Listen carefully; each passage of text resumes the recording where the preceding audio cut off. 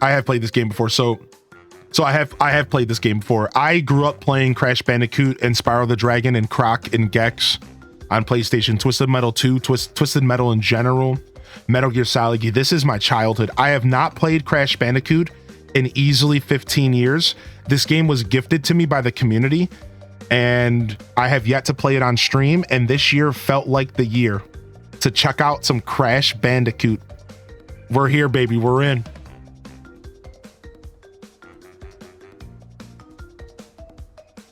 How long did it take you to learn how to use the whatevers you use to stream? Is it a steep learning curve? Easy to learn, hard to master. But that does depend on your tech savviness. If you are tech illiterate, which, listen, that is okay. Not everyone's up to speed, baby. That is okay. If you are tech illiterate, it could be a little bit harder.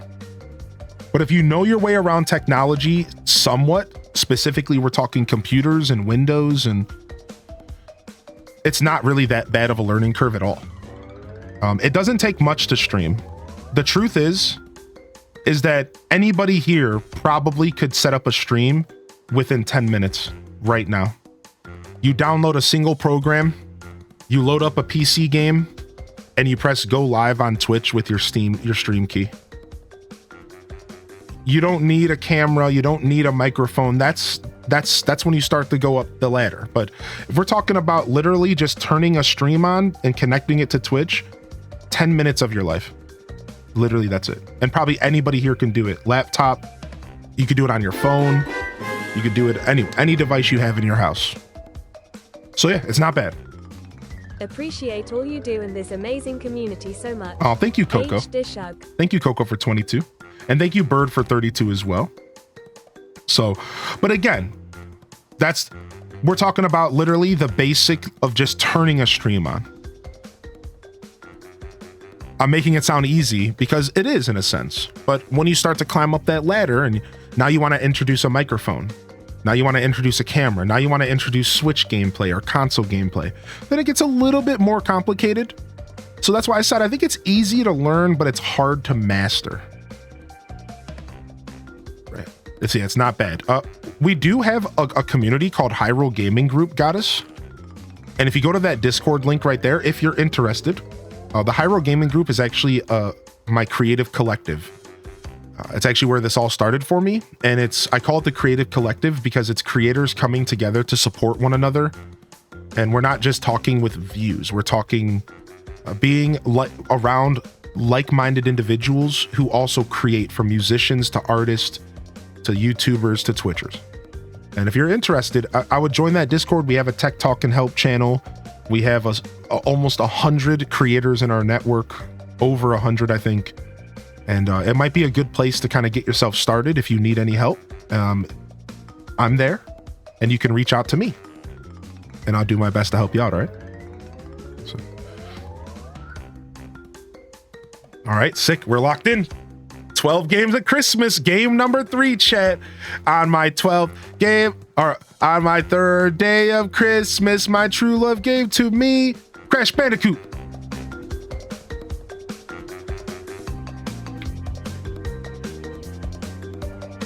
So I told y'all that I was using last year's list to like influence this year's list a little bit. And this was one of the games I was talking about. We did Spyro the Dragon last year. I couldn't help but do Crash this year. The yin to the yang. It's a beautiful thing. Yo, we'll see you later, Lily Tazi. Have a great day today, homie. What's up, Frosty Firebird? Dude, I played a lot of Warped. Ooga booga! I played a lot of Warped. What? The full version of the software license agreement is available. What? Whatever. I guess I'll accept. I just sold my soul to someone, I'm sure. All right. Crash Bandicoot, we're in.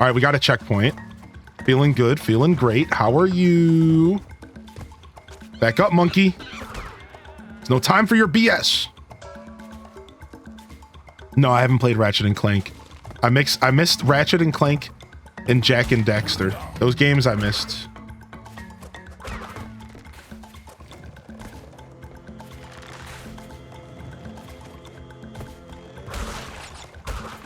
Nice.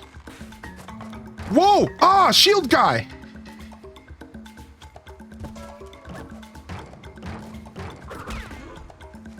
I wasn't expecting shield guy.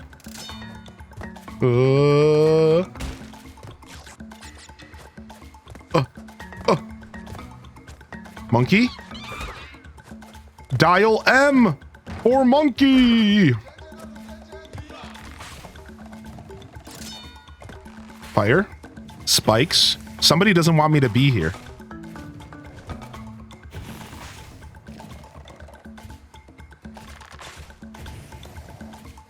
Oh! Oh, secrets! Dude, finally our first secret. Bonus! Bonus!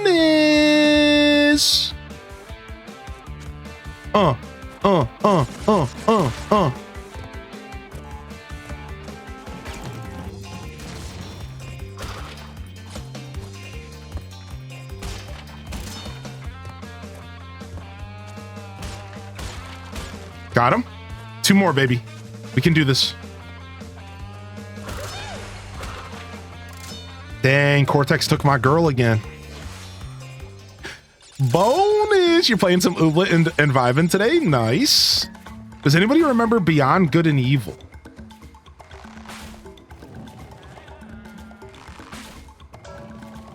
Hold on a second. I feel like I'm getting played. Oh! Dang, we missed 8 boxes. Oh! All right, we're out of here. What's up, Pastel? Dude, I hate that they pelt them with boxes at the end. It's so sad. All right, when are we going to get our first being chased by a boulder level? Because I feel it in my bones that it's coming.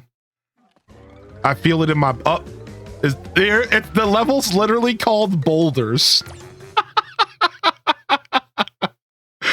I felt it in my bones. I knew it was coming, dude. I knew it was coming.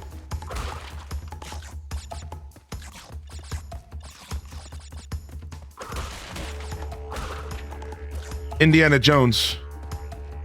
Go! Dude, look at his face. Dude, look at his face, dude. He's so terrified. Look at him. He's like looking back like, oh shit. Dude, this song is sick.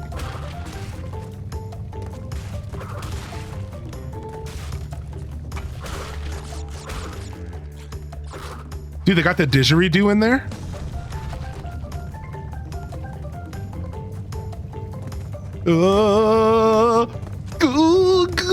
Stress.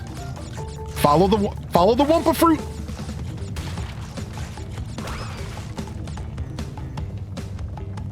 Dude, it's right behind me. No, it was right behind me, dude. All right, we good. We got this. What's up, Mrs. Pirate? Don't let go of the down button. Just don't let go of down on the controller ever.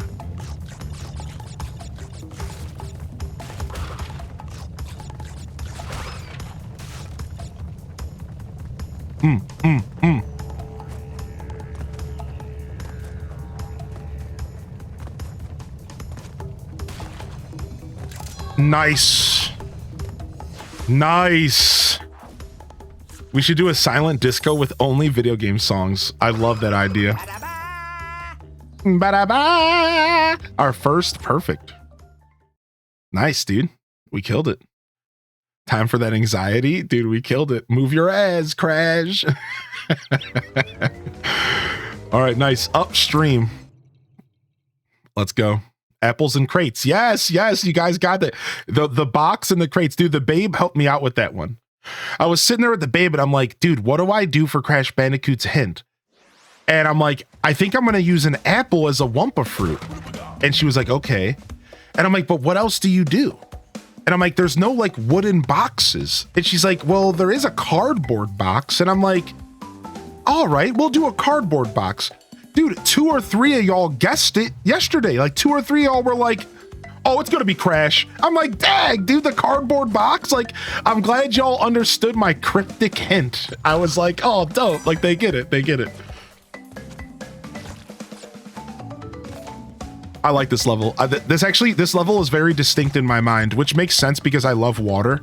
Like, I'm very attached to water. I grew up with right next to Lake Erie, and I'm just like very attached to the ocean and water. So like this level stands out in my mind. And isn't that the most Hylian Descent thing I've said all day? It's foresty, it's a river. It's like, of course this stands out. All right, I believe we just have to jump really quick. Yeah. I kept thinking Snake, which is fair. Metal Gear Solid was maybe a fair call out as well. So not all of the clues are 2 clues. Some of the clues can be 3 and some of the clues can just be 1. So I have some good clues coming up. We have the next clue. The next clue is available. Exclamation point games. And that game will not be until Thursday, everybody. That will not be till Thursday. So the next clue, exclamation point 12 games, is Thursday, because tomorrow we're doing the Disney Dreamlight Valley update, and I didn't want to do 2 games. So I made a point to just give myself a separate day. So you guys can have some fun with that, and then after that we take off Friday, and we'll be back Saturday for the 5th game after that. I really like my clue for the 5th game, and I'm excited to see how it pans out.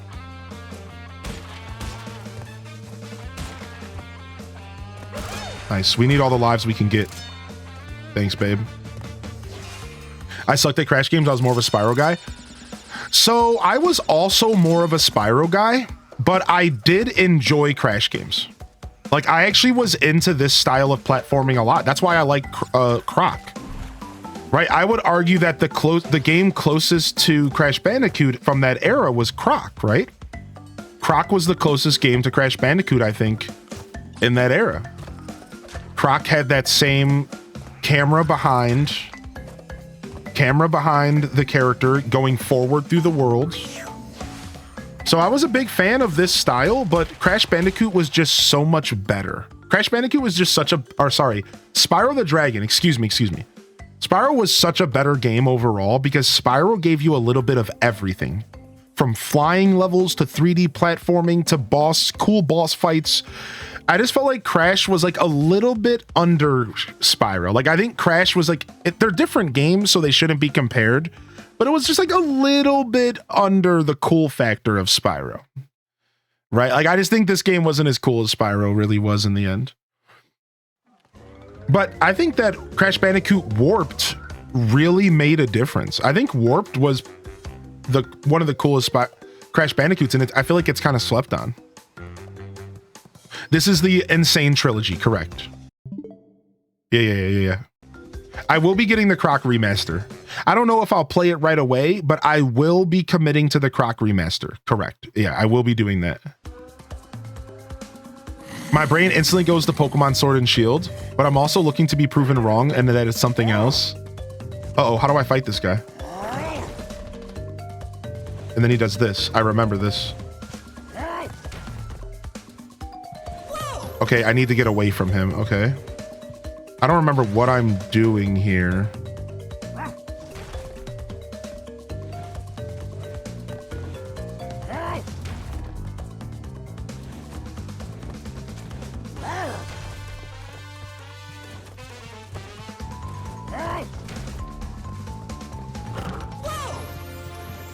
I don't know if I just have to like survive a couple I don't know if this is like a stamina thing.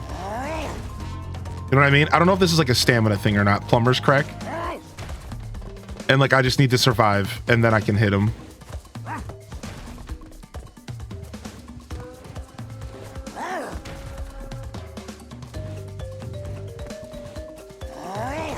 I think I have to do something. The background's shaking and I can't tell if that's something I need to pay attention to.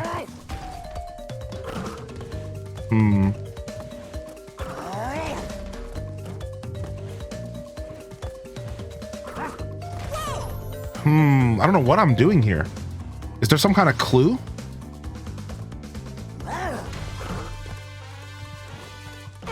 Okay.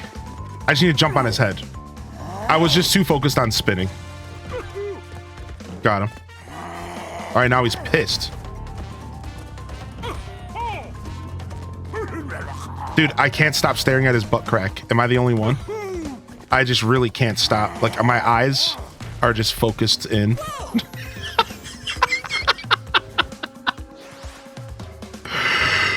I can't, dude.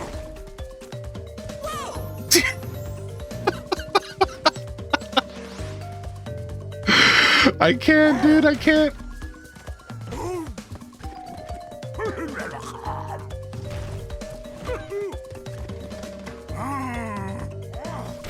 Okay, he can hit me that way. This is why you need a lot of lives in Crash Bandicoot, dude. I didn't think he could hit me like that.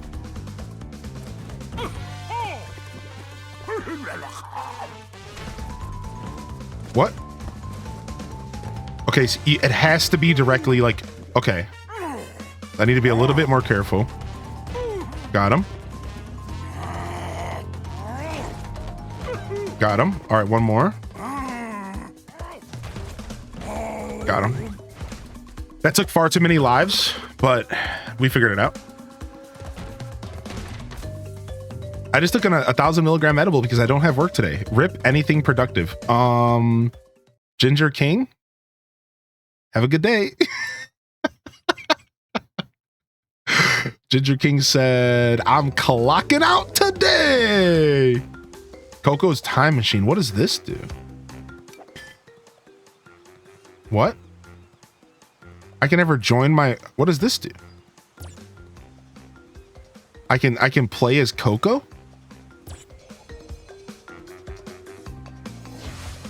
Is that a remaster feature? Or was that the original game? That's sick. Ginger King going into idle mode? Yeah, dude. Hey, we ain't judging here, by the way. We ain't judging here. Ace Mage? Dude, you can't just say that in my chat. Hold on a second. Yeah, no judging here, dude. No judging here.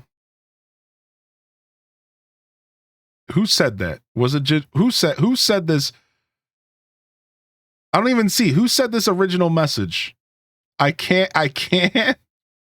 Wait, it was Cozy who said it? You can't be saying this in my chat. Oh my God. My moderators are unhinged in this community, dude. And you know what? I support it.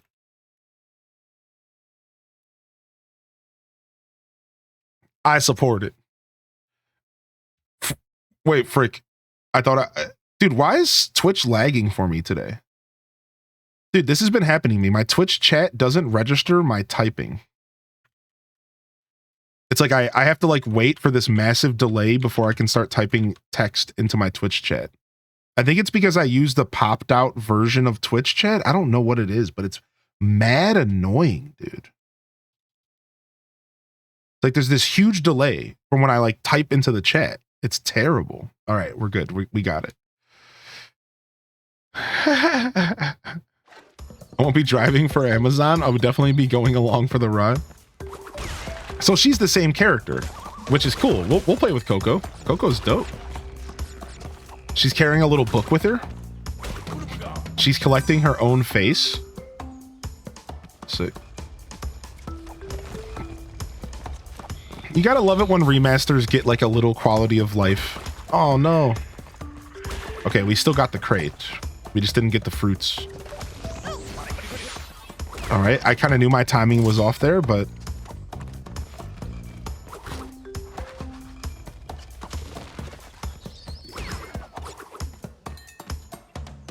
No! I was more of a Spyro kid. Those are just the side piece chicks you collect? Oh, that's the chick that, like, what's his name is making. Yeah. It's like a different thing. Okay, thank you. I just got debated. I didn't see the hole behind the... This is the kind of tricky stuff this game likes to do with the camera. This game likes to do that with the camera a lot. Like, you don't see that there's a hole until you're there, and you have to react. Oh! Gotta go! I got the life. That's all that matters.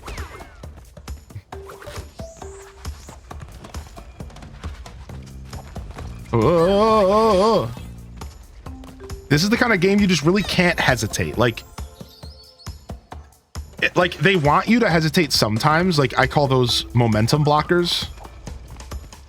But like, you really just kind of have to go for it in Crash Bandicoot, because almost always hesitating is going to cause you to die. And that's just kind of the vibe of these games. It's the same thing with most platformers though. Like, you go back and play like old Super Mario World, and half the battle is stopping yourself from hesitating and just doing your best to get into a flow state. And once you get into that kind of platformer flow state, it's like, it feels a lot better. How did I do this game as a kid? Man, we underestimate our child selves. Okay, trash. I tried to get a little bit crusty with it. Can I try again? Nice. I didn't know if you could try again. I love the music here.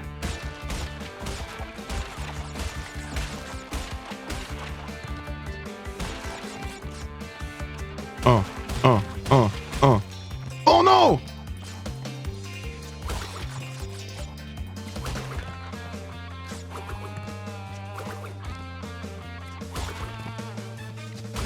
Okay.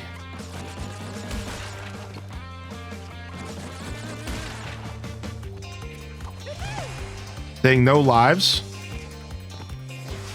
Oh, back in the day you couldn't go back. Oh, I see what you're saying. That's a remake thing, huh? So they made the game just a little bit more palatable. I don't mind when they do that with remakes, because old games can be a little bit unbearable with tedium, right? Like, that's the difference. The difference is tedium versus difficulty. And older games were just made to be a little bit more tedious, it seems. So I don't mind when they do little adjustments to make the game just overall a better experience. I think that's fine.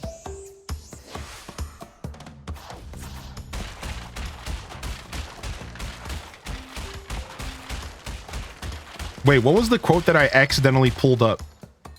I guess Faroche takes Tuesdays off.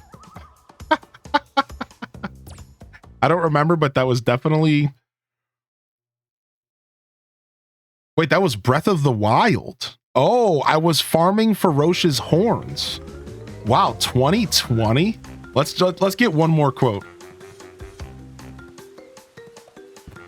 Ah!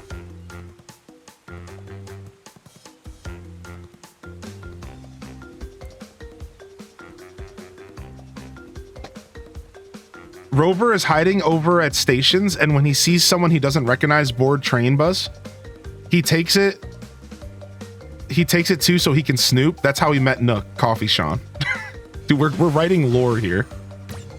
We're writing lore. This is a hard level, is it? Hog Wild music. If you mix boxes at the end, you look like you're dead. Yeah. Today's my first real day off in a month. Hog Wild! Dude, I love levels like this. These are the types of levels that make these games, dude. You know what I mean? Like, Crash Bandicoot wouldn't be the same without this kind of content. This is it right here.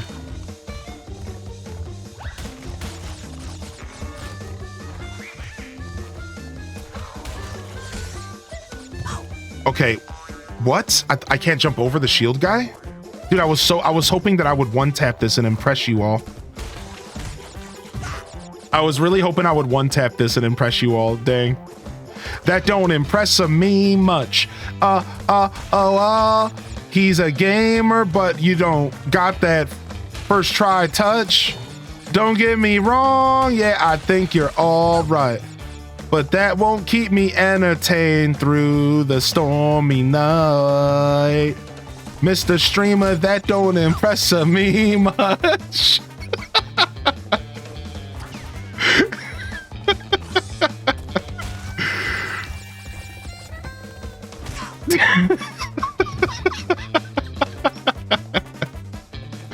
Dang it, we're down to 8 lives, dude. This sucks.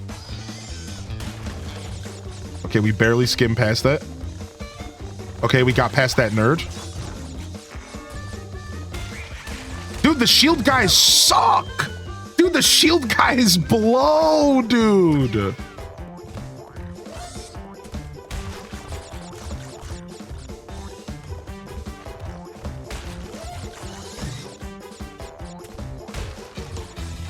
I had to miss that. I had to miss that box. I had to miss that box for the greater good of the run. That might be the only box we missed too. That might be the only box we miss.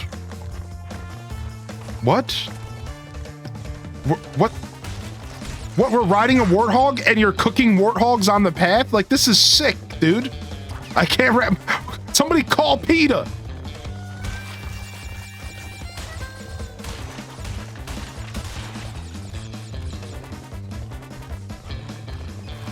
So you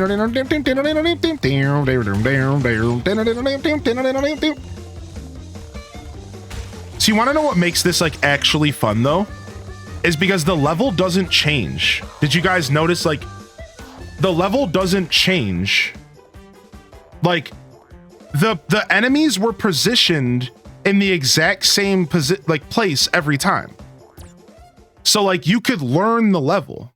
You could like, you knew that you could go left at this shield guy and right at this shield guy. You had to jump over this pig, but you had to go under the other pig. You like knew that. Like, I like that. I think that's really interesting, right? I think that's really cool. And I think that's one of the things that makes this game so good is that they did that a lot, right? It wasn't necessarily like a cycle-based system in these levels where they have control over you because you have to go at a certain pace, right? So they have control over you and they can make the experience a certain way. Like, I like that. I think it allows you to grind the level out. It allows you to grind the level out and like learn the level and then perfect it. I really enjoy that in video games. It's like I play a lot of RNG heavy games and sometimes I forget how fun it can be to play games like that aren't roguelikes, where you have this like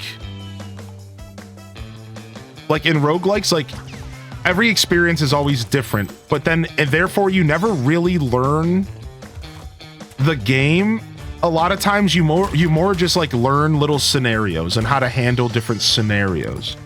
Whereas like old school games were better about like allowing you to just like learn the whole game and master it to the point of perfection. That's something I really love about gaming, and like we don't get like a ton of it nowadays. You know, I feel like a lot of games are going in the direction of like procedural generation and stuff like that, and like stepping away from more rich and curated experiences. Is that fair to say? Like, I feel like gaming, we're starting to like get less of those rich curated experiences, and we're trading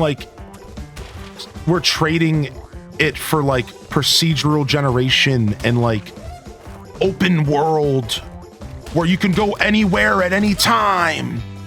But like it takes away from like the rich experiences of just like the developer taking me, locking me behind a seatbelt and just taking me for a ride. Like I kind of miss that in gaming sometimes. Like a developer just taking me, putting me in the passenger seat and just taking me for a motherfucking ride, dude. Where I don't have to necessarily think so hard about what I'm doing in the game. It is a curated experience meant to be digested. Like, you know what I mean? Like, I feel like we don't get that as much nowadays. All right, I'm gonna try a couple more times. I can't figure out how to get past this guy up here. You guys will see me mess up again. I can't figure out how to get this crate and get past this guy. I think I have to start further on the left than I am. Like, this guy, you have to go to the right. And then this guy up here, you go to the left. And then right here, I can't figure out how to get past this guy. See? Like, how do I get the crate? I tried going all the way to the left and it didn't work. And I tried going all the way to the right and it's not working either. I don't know how to get past this dude. I think it's a momentum thing. I think I need to be already moving in the direction of the right or something.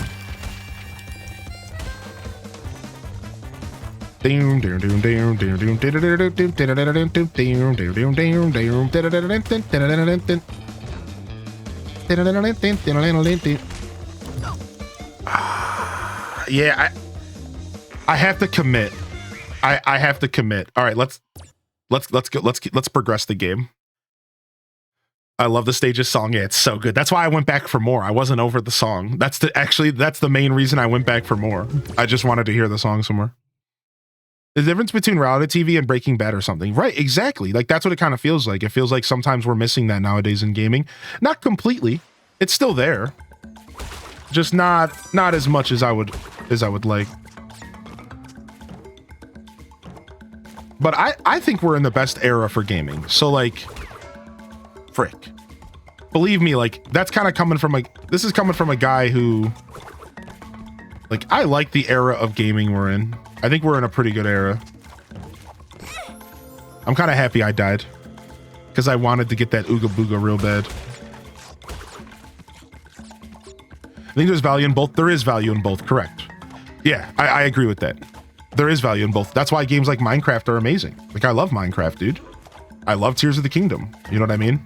There is definitely value in both forms of games. I just feel like we've gotten slated on one direction versus the other. I think we've just gone in one direction a little bit more so than the other, and I would like to see a little bit more balance. But again, like, this isn't really a commentary on the state of gaming, because I think we're in the best era of gaming. I think if you include the indie market, we get a little bit of everything nowadays. Dude, there's games about sorting book bags, and, like, it's a dungeon crawler.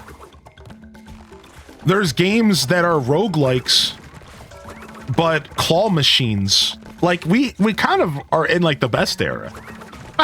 we get like a little bit of everything nowadays, like. But you do have to kind of go look for those experiences. They're not necessarily provided for you. Like,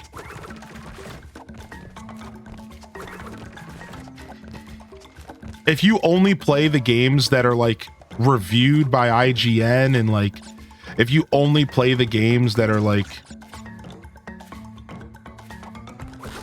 popular, you're probably gonna miss out on a lot of super dope experiences nowadays. You do kind of have to, like, look for this stuff.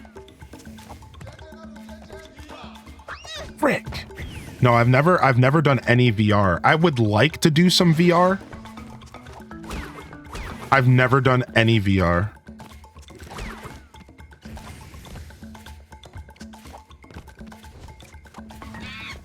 I just don't have the setup for it right now. Oh, that bounces. Okay. Ah, I forgot about shield guy. What? Why didn't you flip your shield up? Ah, jank!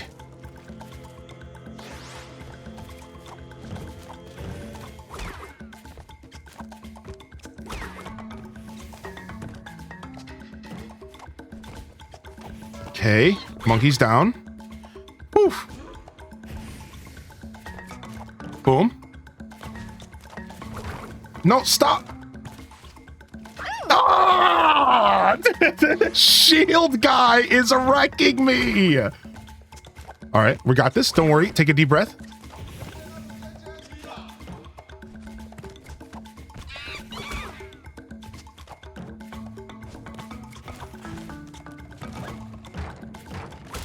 Got the life. I needed that life too. Oh, why did I rush, dude? That was one of those situations where they were putting a momentum blocker and they knew what they were doing. That dirty momentum blocker.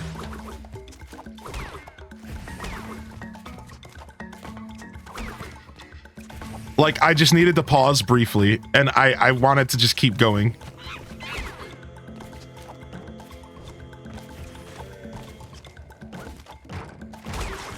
Nice. All right, got my free life. I needed that.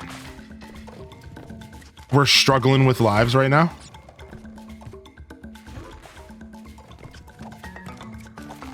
Nice, we got a checkpoint. Thank goodness.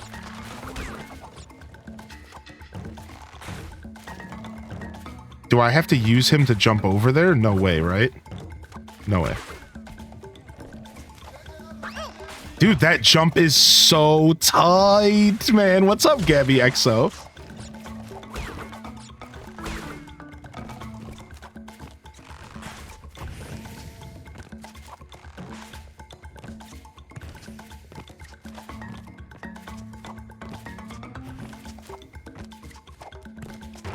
Dude, it's rude. Rude. Dude, this level's tough, man.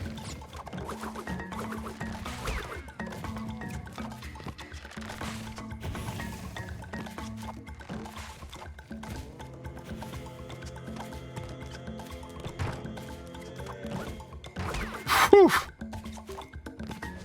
No! Tag.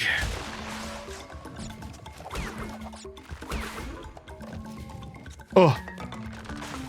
Okay. Got to be a little bit more patient than I have been. Jump over. Jump up. Okay, he got me.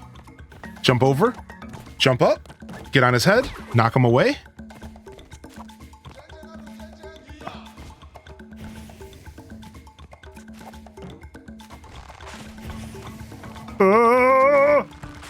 I need these lives. I need these lives.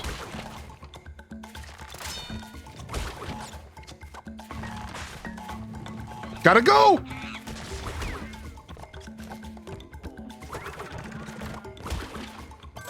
Nice bonus round.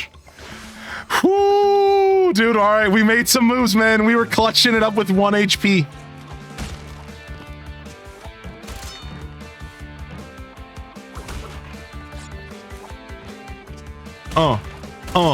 Two more lives. Nice, we're back in the game, baby. We're back in the game. What's up, Ella? Yo, welcome in. On my third day of Christmas, my true love gave to me 3 Crash Bandicoots, 2 Balatros, and 1 Garden Galaxy. Dude, I change how I sing that every time. I'll figure it out. I'll commit to one style. Come on, dude. All right. And a ditto quake in a tree. What's up, dude? I'm gonna be responsible. Have a great day.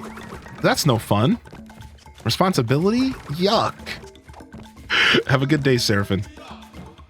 Excuse me, Goddess. Have a good day, Goddess. Thanks for hanging out.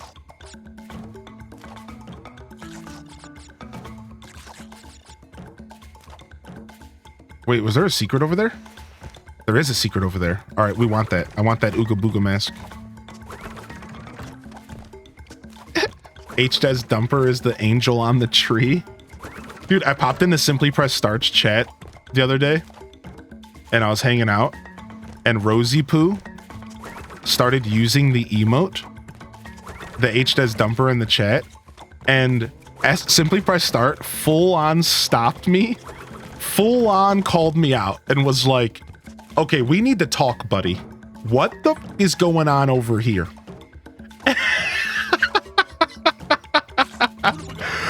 Full on was like, what is going on here, Hylian? And I was just like, I did haha hide. Like I did the haha hide emote. I was like,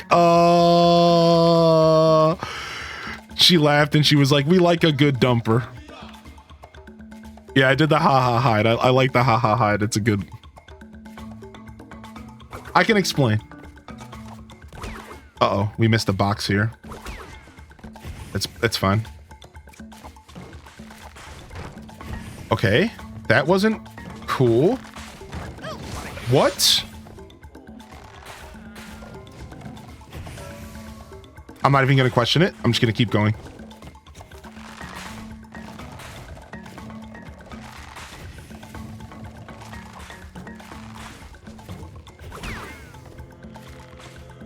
What's up, Tiff?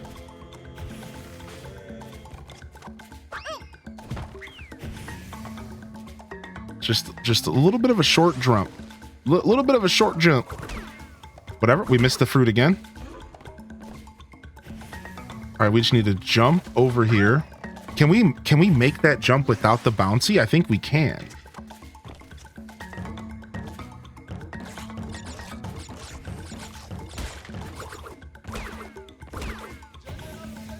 Because I think that's what we want to do. We don't want to bounce on the fire pad because the fire pad is causing us problems.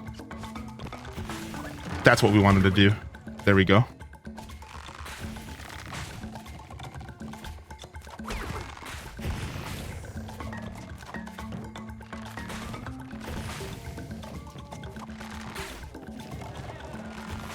Okay.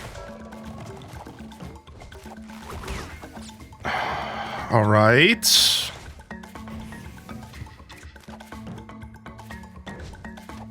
Oh, they put a checkpoint in the middle here. That was very kind of them.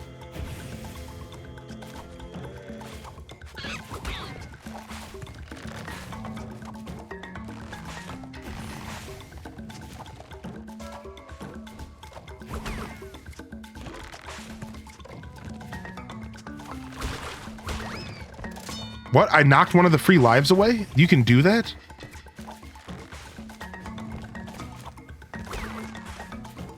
Oh,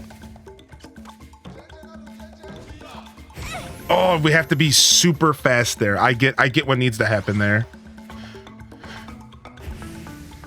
I didn't expect 3. I was timing it for 2 torches. I wasn't expecting the 3rd torch there. They got me.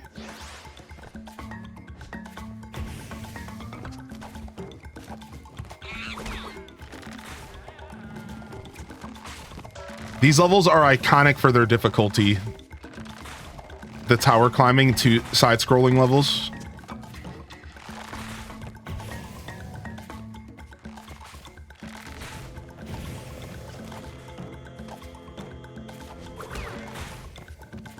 Okay, they're giving us lives again. Thank goodness. We needed them. Okay.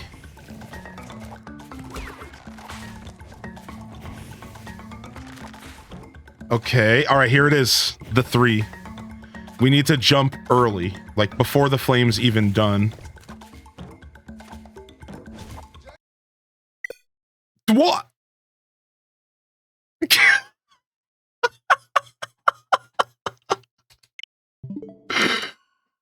Dude, did I have it? Was I gonna win?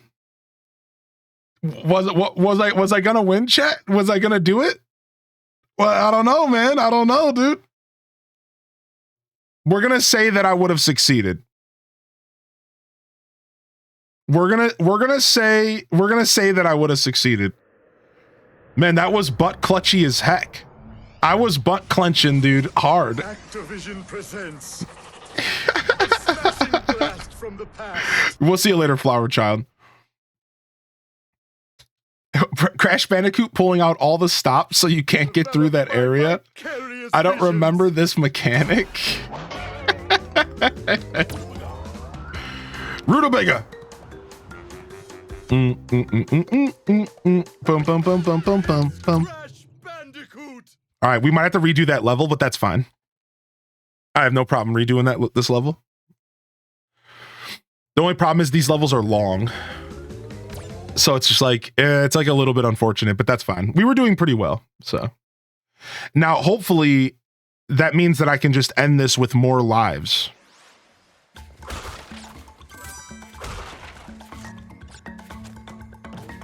I'm going in with 2 lives, so hopefully we can get a couple more before the end.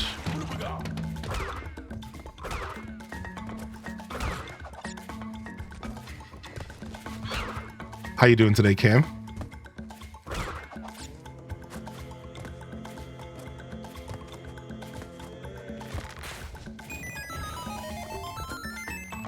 All right, we got our first checkpoint. Feeling good. All right, that'll be nice for getting some lives later.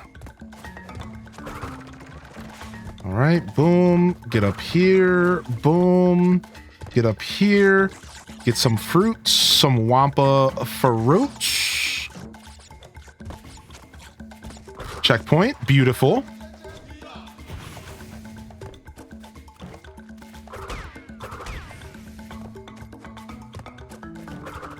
Ain't got nothing on me. All right, this is area. We struggled a little bit with this area last time. Let's see if all of our knowledge gained helps. So far, seems like it. Checkpoint, beautiful. This jump is clutch. All right, got that jump. That jump's a little tight.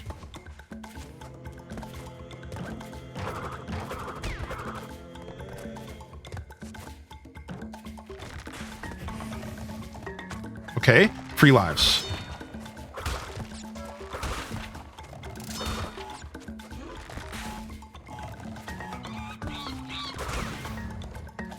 Whew.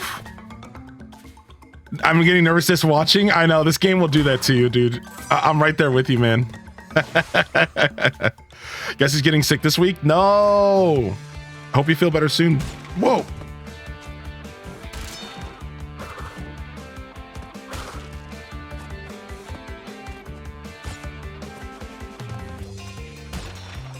Nice.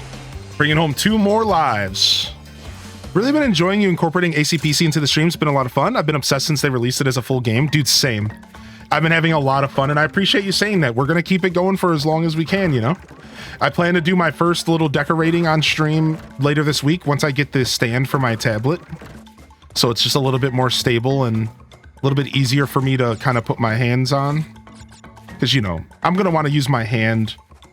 Like, so I use a stylus right now to play on stream, but I think for decorating an ACPC, I'm like for sure gonna want to use my like fingers because the decorating is like a little finicky in that game. So once I get a stand that's a little bit more stable, I'm just using my Nintendo Switch stand that I had laying around.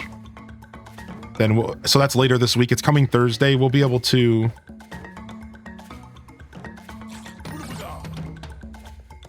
do some decorating, and then we already have talked about how we can incorporate tours. So people can screen record. Most phones nowadays can screen record, and then you can also do, right, you also have the option of doing screenshots. So hopefully in the future we can do a little bit of camp tours on the new app in a different way than we were. Like, we kind of thought that camp tours would just be kind of done besides for screenshots, but I recently discovered this feature of screen recording on my phone. I think it was always there, but the most recent update kind of put it in my face. And with this screen recording feature, I'm realizing, dude, I really wanted the Wampa fruit there and I debated myself.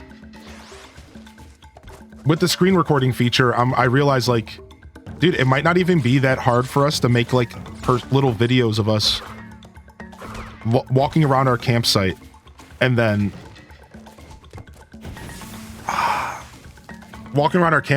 like looking at them on stream. Frick. Dude, a series of unfortunate events here. Lost 3 of our lives to nothing.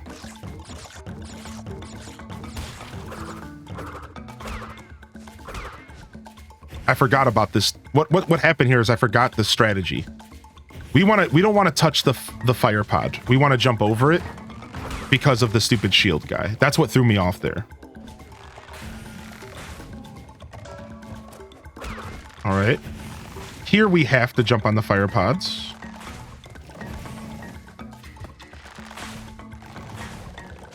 Whoa. We still have to wait. We want better timing than that. Okay. Bluetooth mouse for your tablet. Oh, nice. Yeah, I very well might. That's cool. I didn't even think that was an option.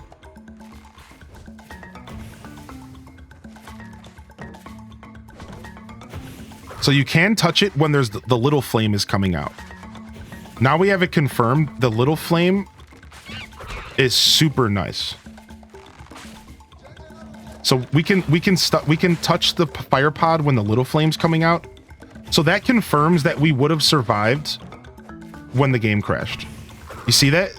You see how I just stood on it when the little flame was out? So that confirms it. We would have actually survived the game crash, I think, which sucks a little bit to think about now.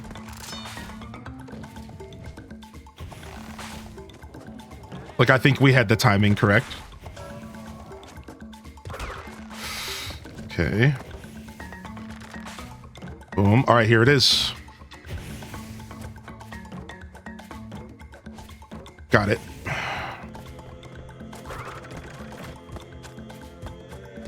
Boom.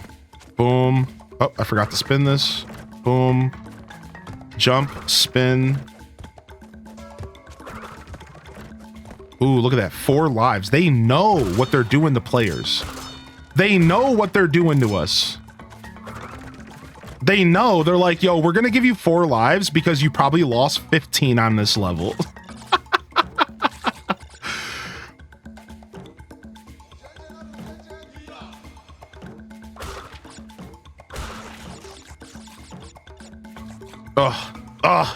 I'm so greedy for the boxes. What can I say, man? That's the whole game, right? Got to get all the boxes, dude. Don't blame me. Don't judge me. If it's not going to kill me, I'm always going to go for the boxes. You know what I mean? Like, the difference would be is if, like, that was going to be, like, a death, I probably wouldn't have did that, but...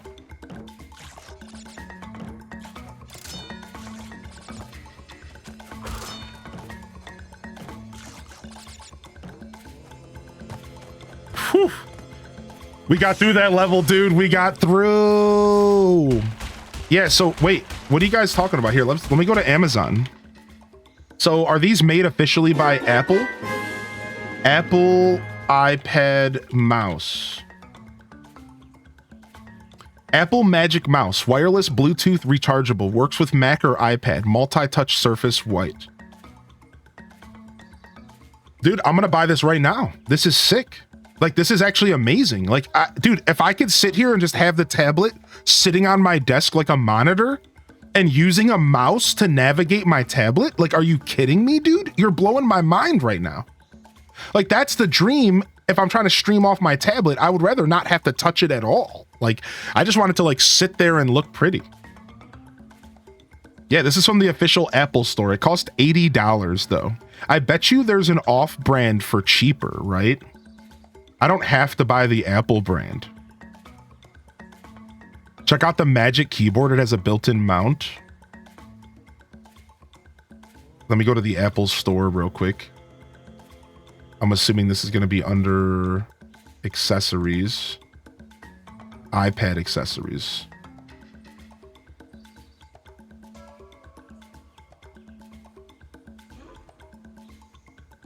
Magic Keyboard.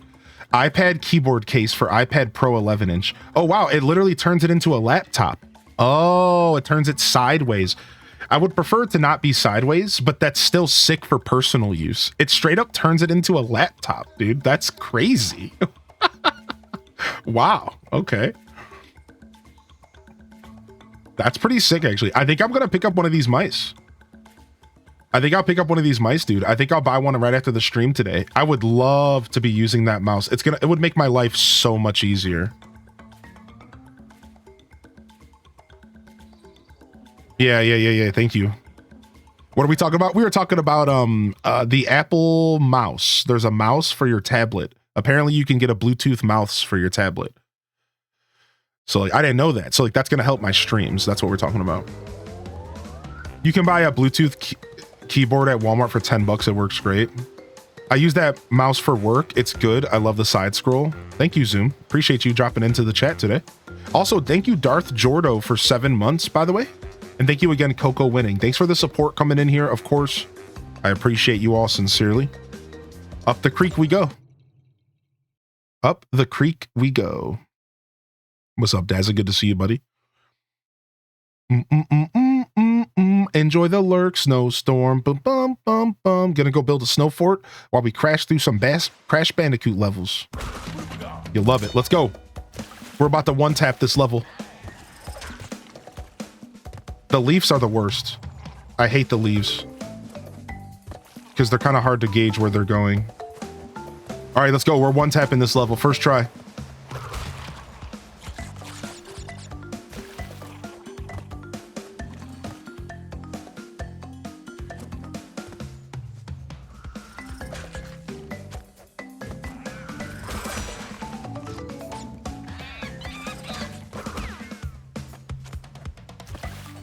Checkpoints? Who needs those?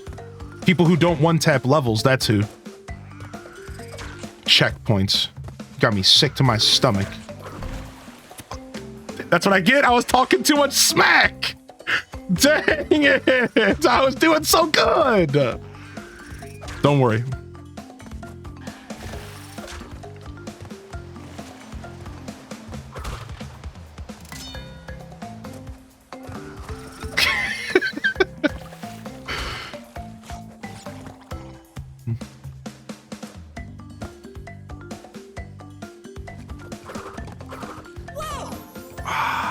I thought he would stop. The monkeys always stop. So they changed up the monkeys a little bit in this level.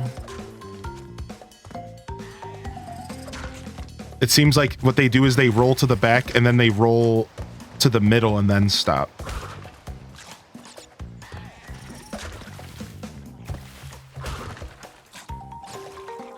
A little bit impatient there. That's the only problem with dying in video games is that every death makes my patience worse and worse. Got him. Get out of here. Shut up. Like, that's the one thing, like, I'm a very patient guy, and like, I've always been patient with video games. That's why I love platformers and like games like Mega Man. I can sit there and bash my head up against the stone wall all day. Like, that's just the kind of gamer I've always been. That's why I like high difficulty. Permadeath, because I just bash my head up against the wall. It just works. It's great. I have a big head. However,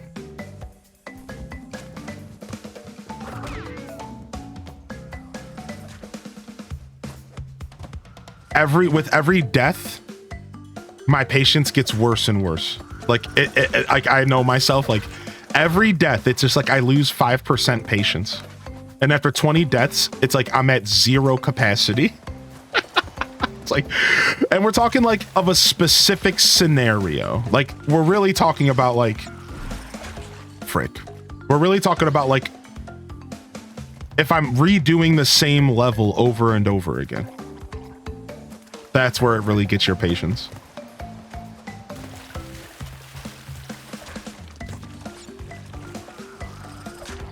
I should be using the D-pad. Now it's going to take me a little bit to adjust. But I've been using the joystick, and I just reminded myself that this game started with a D-pad. And that's maybe one of the reasons why things have felt a little bit off for me. The problem is like, I don't all the way like the Pro Controller's D-pad, man. It's really not my favorite D-pad in the universe. Dude, why is this so hard to do? Frick. Impatient. The Pro Controller D-pad is not really good, dude. I've kind of not liked it since I bought my first Pro Controller. The remake would have been tuned with the stick in mind. Right, exactly. I keep not holding B there. That's what I think I'm doing wrong. Dude, this bonus better be worth it. Because we're working really hard to get this bonus. We could have beat this level by now. There we go. Are you telling me to go backwards?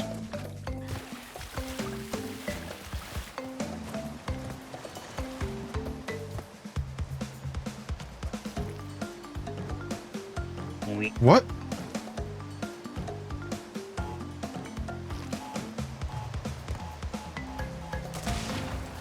Oh, I see. No! There was stuff below the... Oh, I see. There was lily pads below the waterfall. Interesting. I didn't know Crash... I didn't remember secrets like this in Crash Bandicoot. I'm not gonna lie. What? The lily pads take a minute to come back? That's news to me, dude. Well, we went from 10 lives to nothing, but secrets, you know?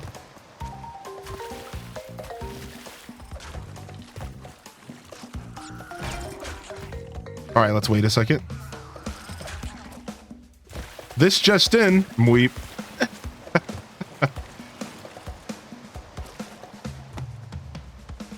Okay. It was a free life. What? Where am I supposed to jump to the other side? What? All of that was for a life? I lost like 7 lives for a life. I mean, it's about the boxes though. It's about getting the boxes if you're trying to 100%, which is fair, but still. I don't think we're close to getting all the boxes. So what do I need to do? I just need to be fast. Can we go to the other side?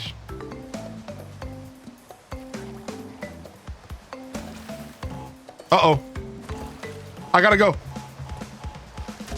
Is the other side got stuff over there? I don't think it does. All right, I'm out of here.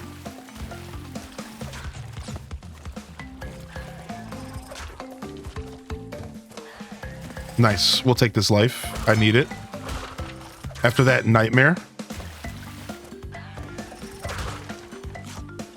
Been playing Ocarina of Time recently on Nintendo Switch Online. It still hits.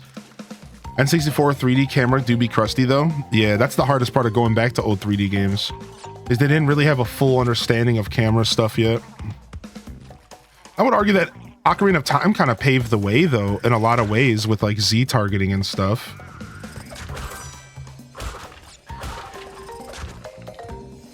But it still was crusty.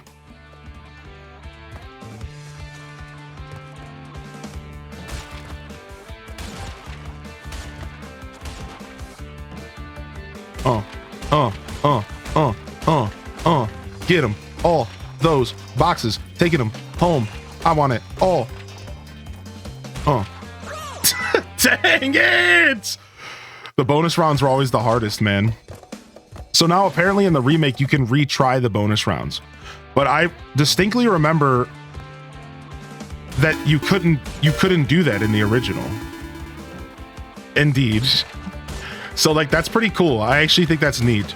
I think it does take away some of the extra lives that you earn here though. So you don't lose a life for first of all, you don't lose a life for dying in bonus. Secondly, I think if you do die in bonus, it takes away some of the bonus lives at the end. I think that's the trade-off now, is like, if you don't first try it, you're not getting everything that you could get out of it, I think.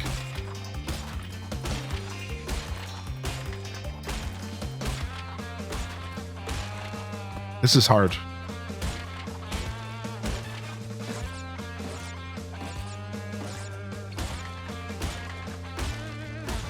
Nope, those bonus lives are still there. So I was just wrong. Nice. I love that you don't lose lives for falling in the bonus level. That would be brutal. That would be very Crash Bandicoot, but that would be super brutal.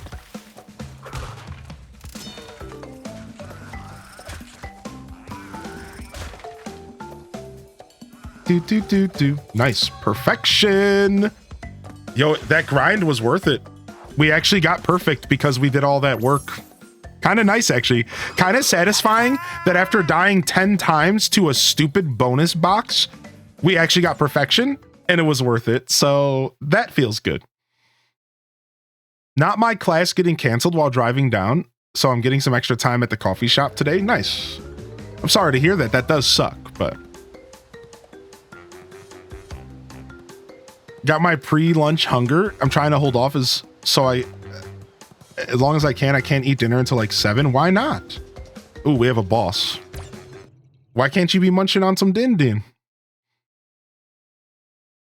I caved to this with some Starburst.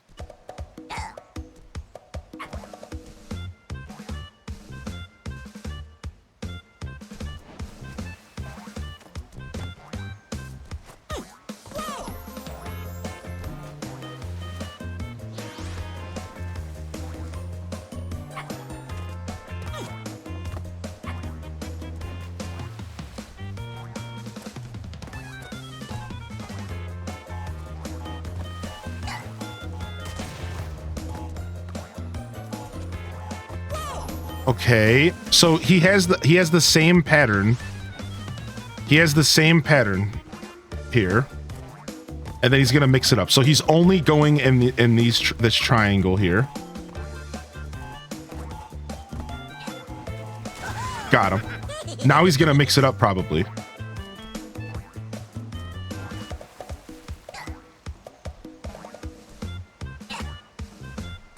Okay.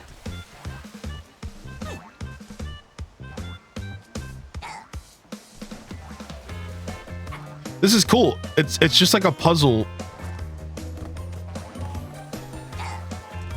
It's like you're kind of fighting a puzzle the whole time.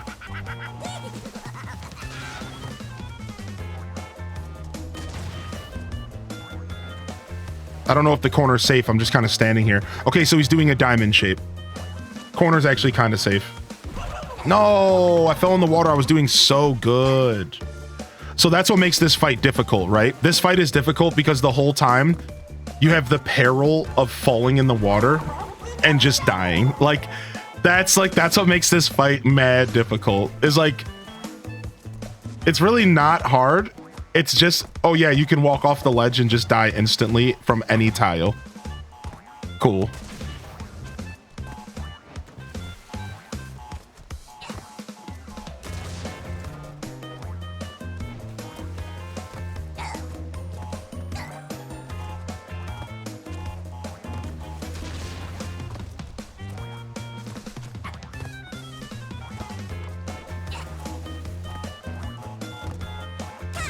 Got him.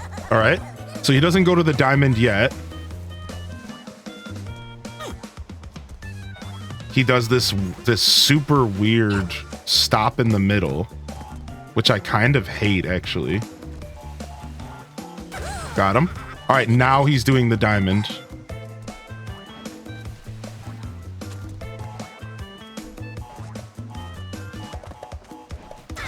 Got him.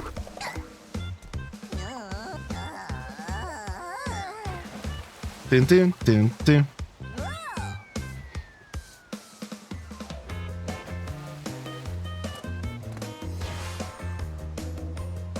Game crashes. Freak. My work has a taco truck outside for Taco Tuesday, and I'm eating me some tacos. Dude, I'm so jealous of that. All right, let's switch to you. We're going to the lost city of Atlantis. Crash Bandicoot strikes again. The first official Crash-a-thon on Twitch. Not to be mistaken with a Crash Bandicoot-a-thon. Those are very different things. How does one get over there?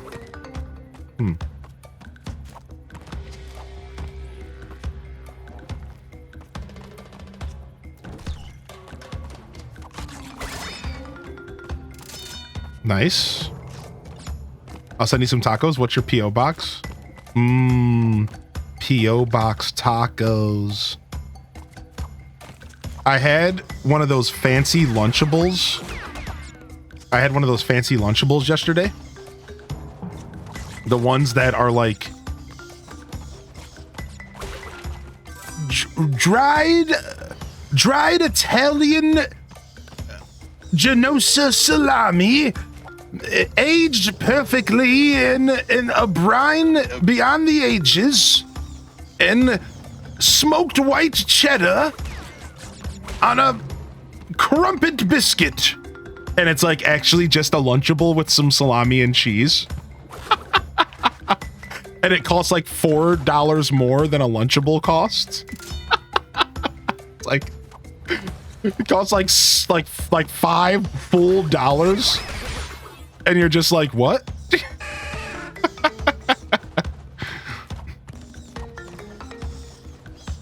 But it was good though. Like to be fair, like it was tasty.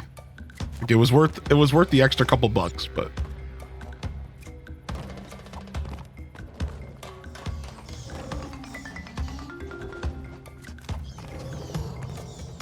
Didn't you do a stream once where you added another hour to the stream? Yes, that's what I was referencing. Yes, it was Disney Dreamlight Valley. That's exactly what I was referencing. It was DDV, and the game kept crashing, so we did the first ever crash-a-thon on Twitch, ever. At least, I care to believe so. It was the first ever crash-a-thon, and we went for 16 hours. Yeah, you're good. You're good. No, you don't have to apologize, Pixie. I'm glad you caught on to my reference. That's exactly what I was referencing, dude. No, I'm happy. No need to apologize, man. Yes, that's exactly what I was being silly, and I was referencing that, hoping somebody would know what I was talking about. Oh, that's how we could have got up there. Fail. Yeah. No worries at all. Thank you.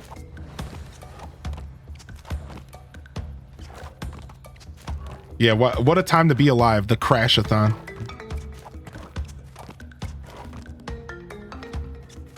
I think it was like a 16 or 17 hour stream. If I didn't start playing safe, it would have went longer. But I like just so happened to be playing like extra safe at the end. I not just so happened, like I purposefully started playing as safe as possible at the end. Cause like I didn't want to deal with it anymore. I was like, I remember being tired and being like, I'm just gonna move as slow as possible through the game and just hope it stops crashing. I love these types of puzzles. Mega Man is classic for these. Any Mega Man heads know what I'm talking about? With the little blocks appearing. Love those puzzles. Love those. What? Okay, they jump. Good thing we just got. What? He keeps coming forward? Dude, I just keep getting more and more surprised by these enemies. Okay. Got him. Secrets. Wait, does that secret keep going? No. Yeah, I didn't think so. Crash-a-thon was a wild ride. Whoa! Stop. That scared me, dude. Okay, this sucks. What do you do here? Jump and then jump back? Yeah, okay. I thought he was gonna be faster than he was. So he scared me. Dude, I like the bats mechanic, and I don't remember anything about it. I don't remember the bats, but I think the bats are cool. Oh, okay. I needed to think a little harder.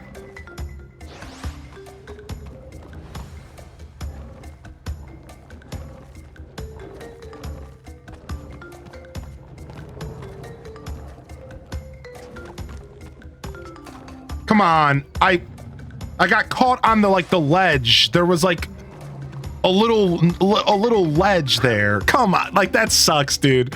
When the game is too detailed and like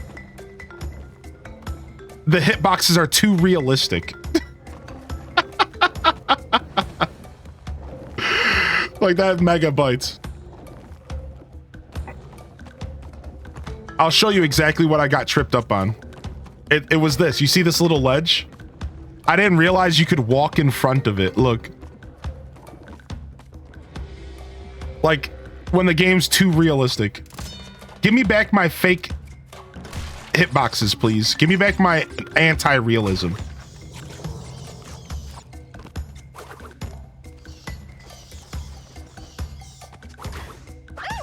What? I guess I just jumped a little too early there. This is not an area that we want to die in. This is one of those stretches where they don't give us a checkpoint for a while. This is a little brutal.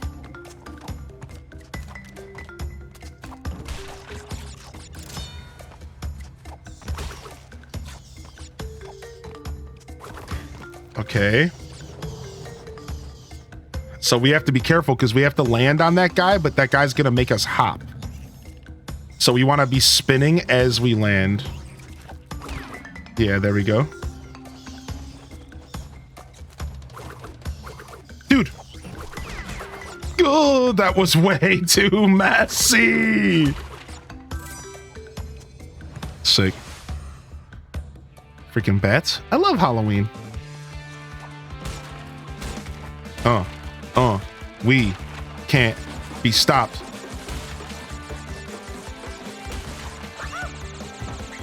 That's kind of difficult. Good thing we have unlimited chances to do this. Dude, was the original game seriously you could only do this once per level? There's no way, right?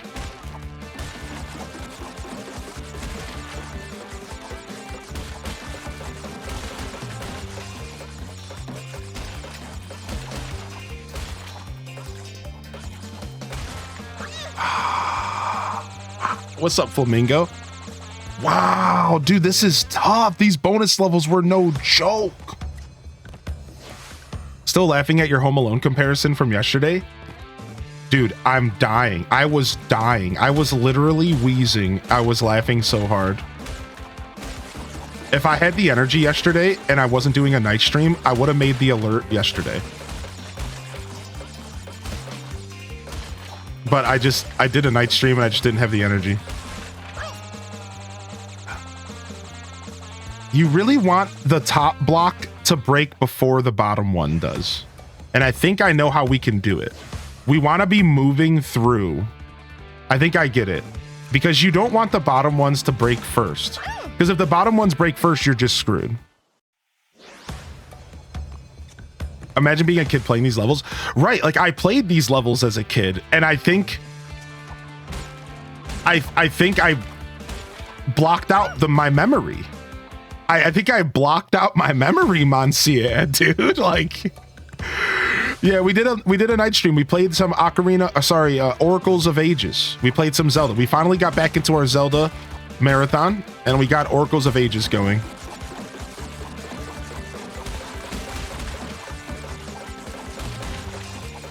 You see what I mean? I think we want to be moving here. See, we had the right idea. We had the right idea. I think we want to move through it and make sure the top ones go first. They each take 4 hits. Yeah, for real, Porky, right?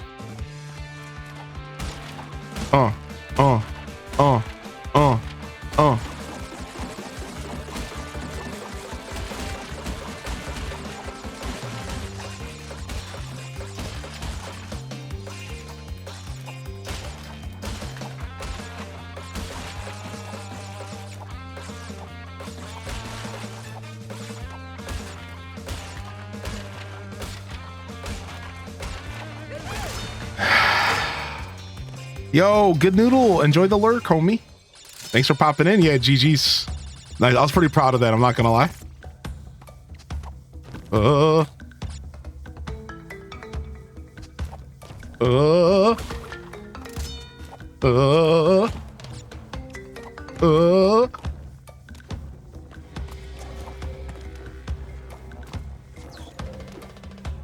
Dude, stop. What am I?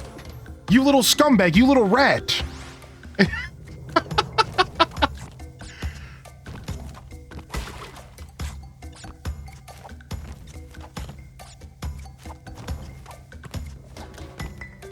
No! Don't, you can't get away from me. Got him. Got me. Thursday's game hint. You like tomorrow's game hint? You like Thursday's game hint? I think the next 2 game hints are fun. Okay, that was my bad. That was my bad. You have to jump a little bit closer to the edge. Okay, we saved that. Barely got that. These jumps are super tight, actually. Got him. All right, no worries here. This time, last time we just didn't. We just messed up the jump here. Nice. We'll take those Wampa fruits. We need that HP. That we need those lives. Every 100 Wampa fruits gives us a life. Somehow we missed. Oh yeah, because we missed a whole bonus section. You gotta love it that they make you jump to the final of the end of the level, knowing that you could fall and just mess up everything at the end there. Isn't that such a dirty trick, dude? Absolute dirt trick.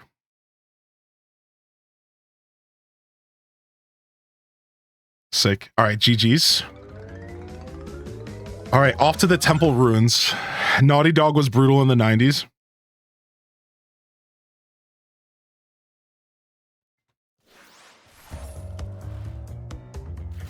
Ooh, I remember this level. Ooh, the first one. The first of a few dark levels, I believe. What? I thought that was further in the distance. My perspective was off. Oh, I missed a block here. Okay, that's fine. You fool! You fool of a toque! Fly, you fools! What am I doing? Am I just spinning or jumping? Both? Both. Well.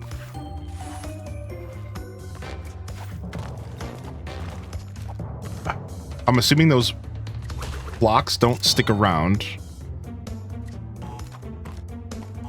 The ones that look like they're about to crumble. Yeah, they fall. Okay. All right, we got a checkpoint.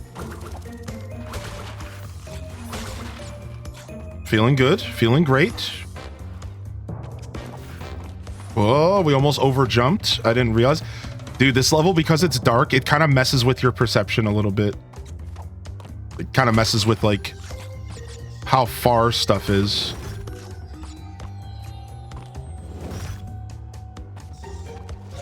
Oh, I forgot the bats were coming. Spider?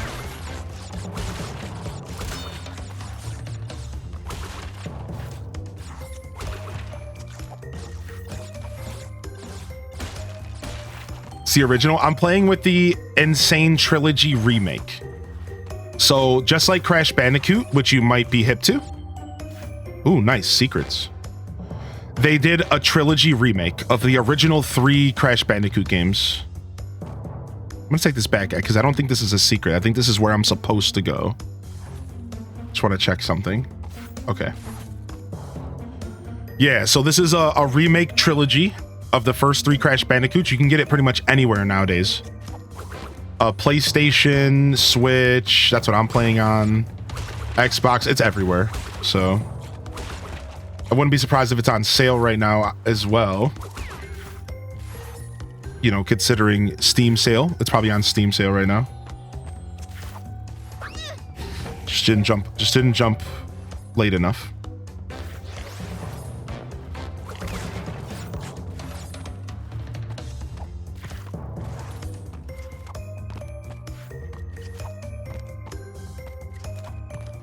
There we go. Boom, boom, boom. So yeah, it's the original with like a little bit of quality of life. They definitely changed a little bit of stuff to make it like a little bit more palatable by a modern audience, but it's pretty much the same game.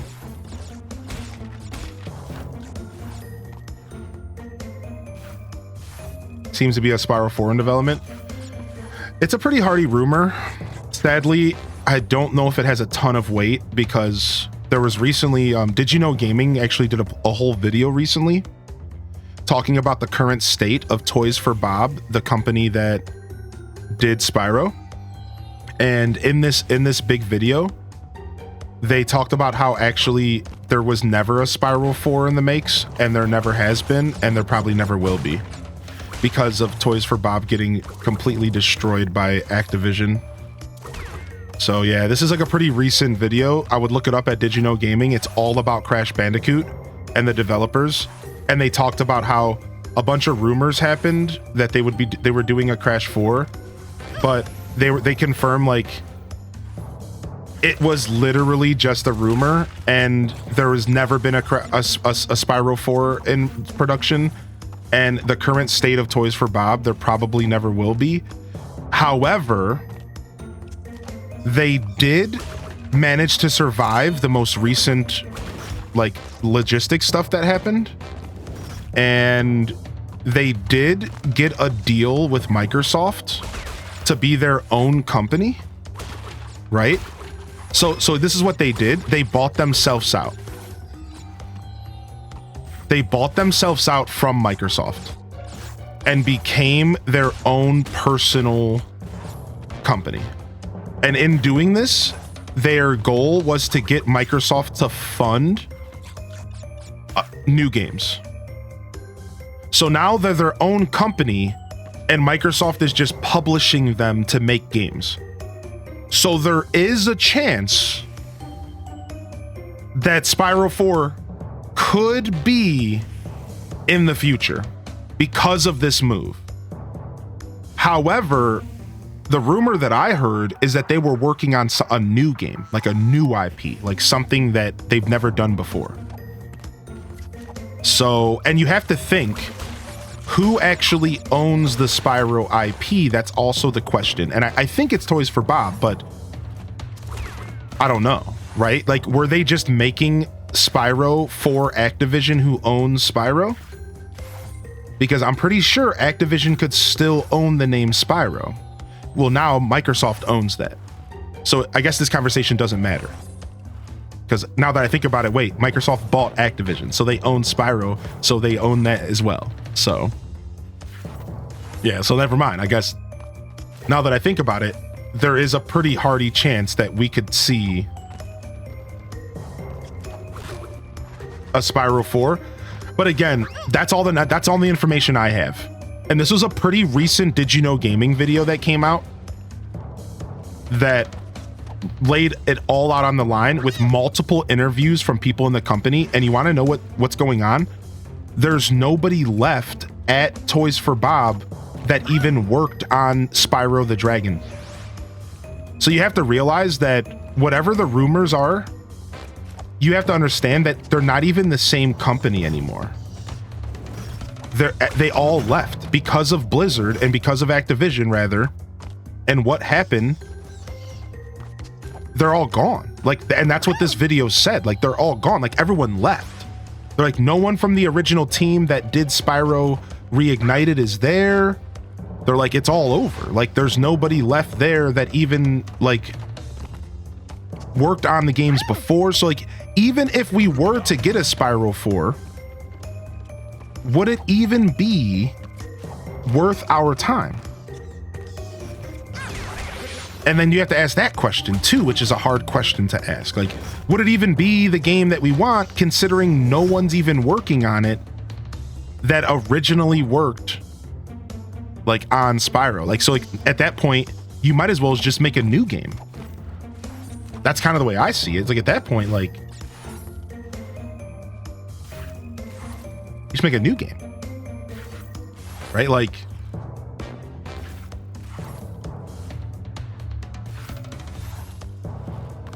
I don't want you to bastardize the boy, you know. I don't want you to just turn him into some completely different game.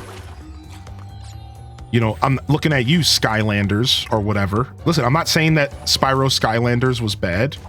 I'm just saying it wasn't really Spyro. So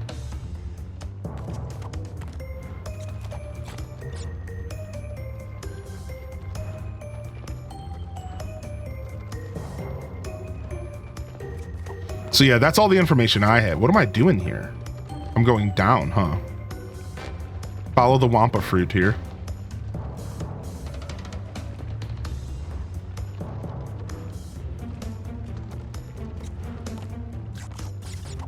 Checkpoint. Whew. This level's hard, man. This level really... I was yapping, so I messed up a couple times in a row just to like some basic stuff, but dude, this level being so dark, it's really hard to gauge where you're supposed to be jumping. It really messes with your head, dude.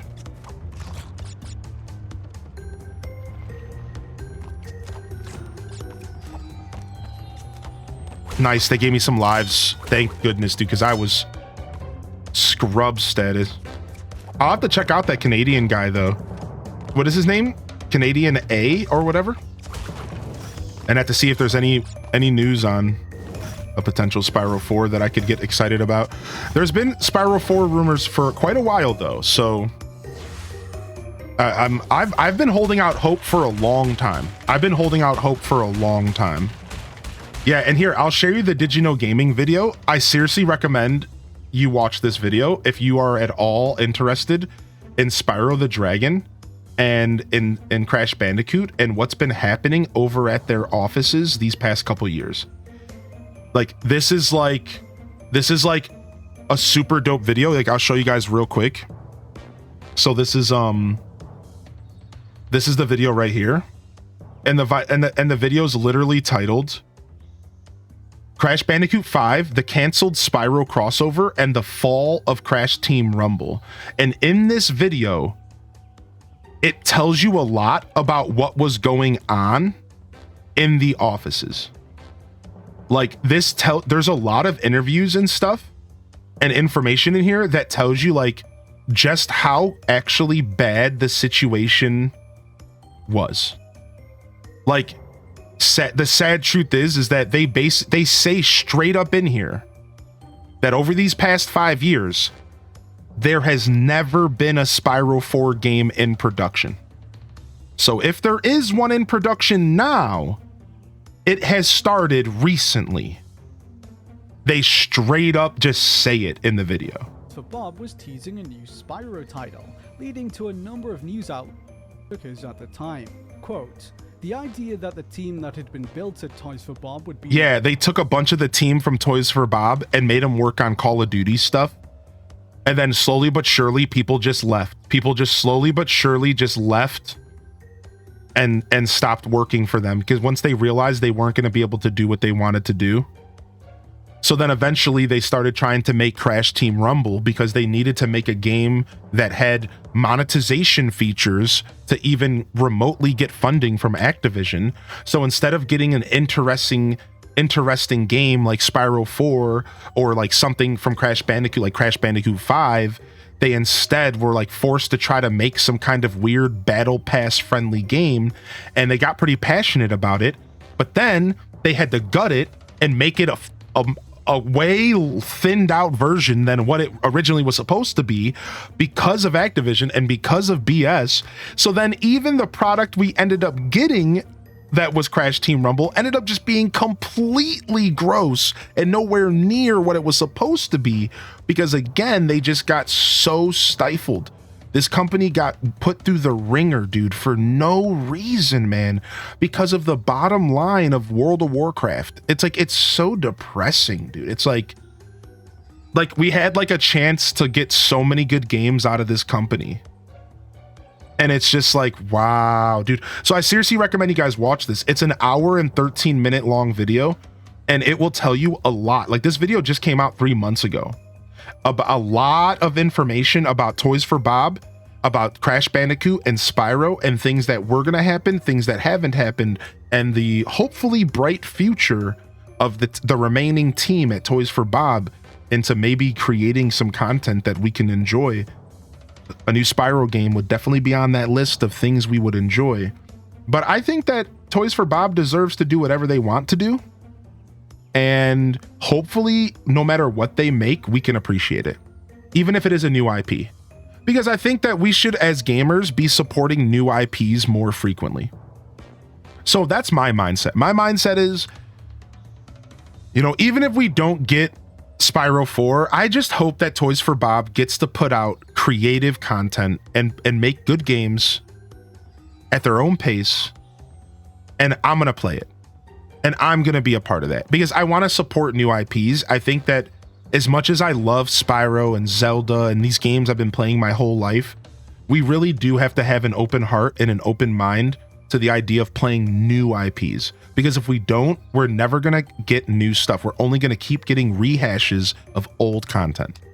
So it's like I really try to go out there and support like newer IPs. I try. I won't say I'm the best at it, but I try. It's just hard because you're always taking a risk. Crash is a collectathon. It's harsh, but it's worth it. Honestly, I just hope someone gets Spyro and continues to some degree. I didn't know you were a Spyro fan, dude. I've been a Spyro and a Crash fan my whole life, dude. It's nice to meet a fellow Crash and Spyro fan, man. These games definitely built my reputation as a gamer for sure. Helped build it. IP stands for intellectual property. So intellectual property is just a way to say like a digital property. Essentially, intellectual property can be used in multiple different ways, but a lot of times it's meant to represent like an idea or like a game, something that doesn't have a physical thing attached to it. An IP, an intellectual property. Yeah, no problem, dude. Enjoy a sub on the house, man. It's been nice having a good conversation with you. Y'all ever wake up with the hangover that makes you feel hella anxious? Yo, I hope you feel better soon, Lucinda. You know what was a really good game recently where the original devs didn't have rights to the old IP? Bakira, the Goemon successor. Yes.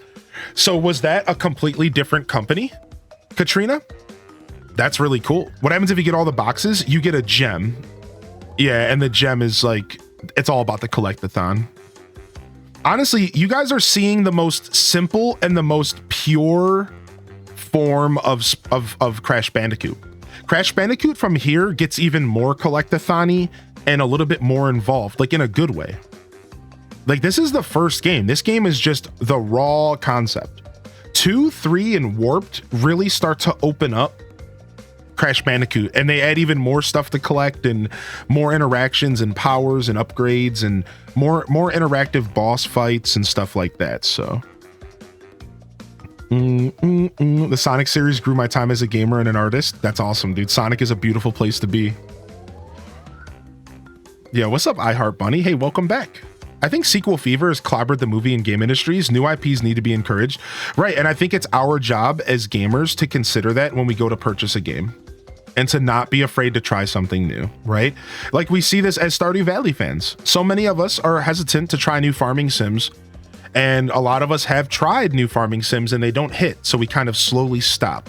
And what I propose is just to never stop engaging with new content. Like take breaks, budget accordingly, it's your wallet, but every once in a while, just take the risk purchase. And I think gaming will be better and healthier overall. Every once in a while, just go for the, I've never played this game, I've never heard of this IP, this is a brand new concept, let's just try it out. And I think that gaming will be healthier overall. And there's a lot of opportunities. The indie market is the perfect example. You know, you never know when you're going to discover the next Stardew Valley. And it takes experimentation to really make that happen, right? And again, from AAAs as well. I think we shouldn't be afraid of AAA studios and their new IPs. Because if we don't encourage AAA studios to do new content, then that's even worse, I think. Because they can't take a risk, right? So like, I try to like support the different ideas in the gaming space, even if I am a pretty picky gamer. Like I'm a relatively picky gamer overall.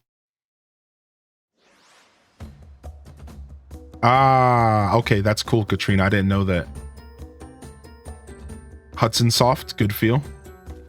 Ooh, it's a bridge level. This is the level that we were talking about sucking.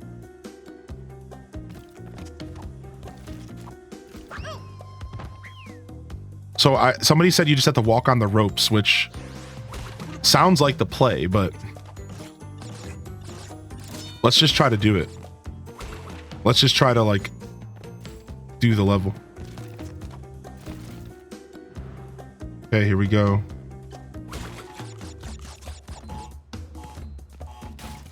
I couldn't see. I couldn't see where I was going because of the blocks. All right, now we know.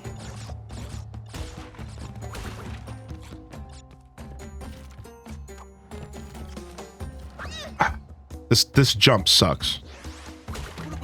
There's a reason why this jump sucks, because the level is introducing me to sucky jumps, and they're saying you're gonna need to be doing this the whole game.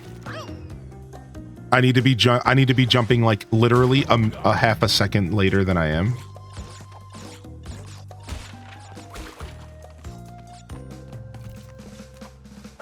Oh my gosh, all of a sudden I don't know how to play the game anymore. Too many good conversations happening in the chat. Stop distracting me, chat. I'm blaming you guys. Unbelievable. Can't believe you guys would be here distracting me from playing good Crash Bandicoot. Come on, dude. Stop, chat. I said stop. Be quiet, chat. Shh. Shh. Be quiet. Shush. Thank you.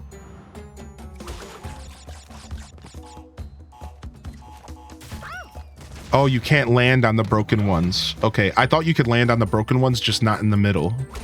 So the broken ones can't even be touched. Typical streamer blaming the chat. All right.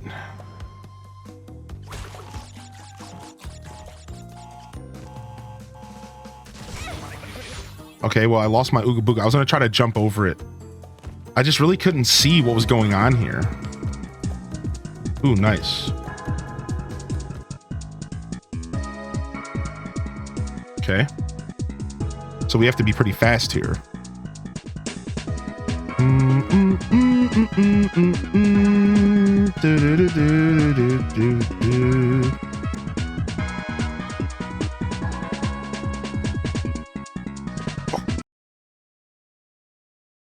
All right, first checkpoint, we're in. Hello, governor.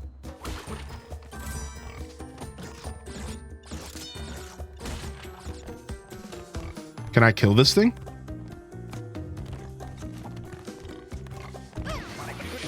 No, can I spin it? Maybe I can spin it. I didn't understand that. So there's like a slide. I don't have my Ooga Booga anymore, so I'm gonna have to figure out how to deal with this warthog.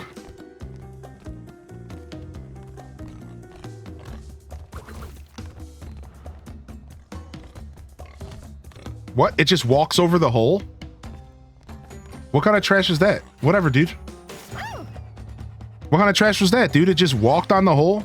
I tried jumping on it and it hit me. I'm not sure if jumping on it works. I'm really just not even sure. I just don't have the lives to test. That's the problem. So like I was being hesitant. Our first game over, dude. Our first game over, not too bad. Not too bad considering how hard these games can be. Frick, dude. It's Jesus. Stop. Stop. Not too bad. Not too bad. I was expecting the game over a lot earlier today.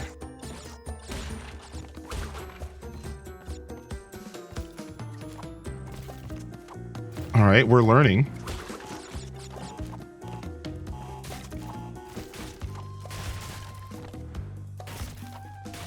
All right. See, as long as I see myself progressing, then I feel good. You know what I mean by that? Like, as long as I'm progressing, I'm fine. All right, you cannot do that. So that didn't work either.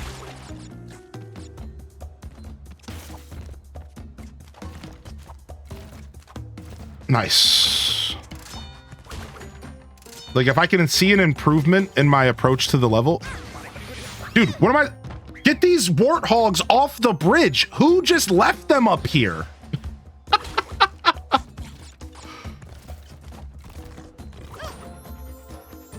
All right, let's try jumping on them, I guess. I might have to jump on their butts.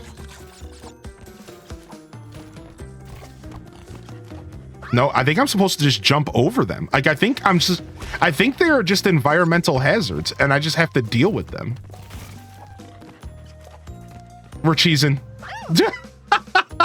Is that really just what you do? Do you just cheese this level? Dude, what? Is it really that easy?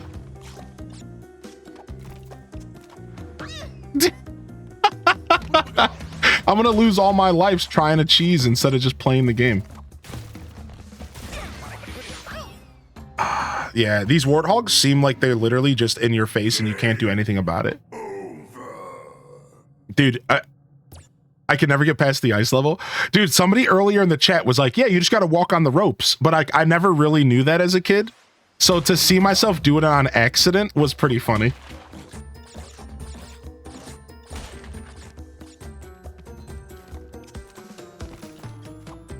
Yeah, just walk on the ropes, nerd.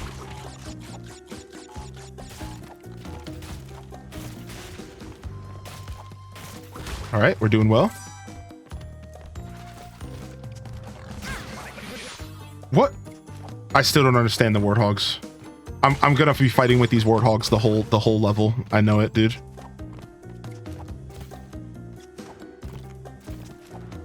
I needed a little bit momentum.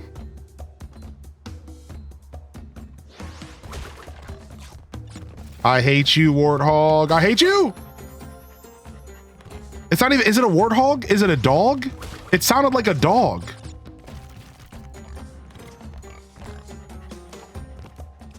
All right. So we'll take the patience approach. I clearly can't go through the level as fast as I would like to. And that's fine. A little bit of patience won't hurt me.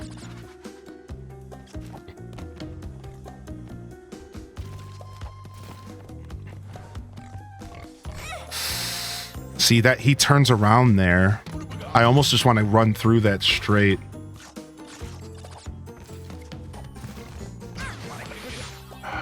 Dude, okay, so you can't walk on the broken ones. For some reason, I thought I could walk on the broken ones for like a half a second.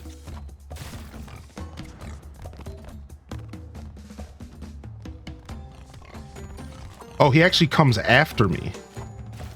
Oh, he actually goes in my direction. I thought he was like in one line or the other. Wart dog. It's like a mix. All right, we didn't get a checkpoint here though, which sucks. This jump over here looks insane.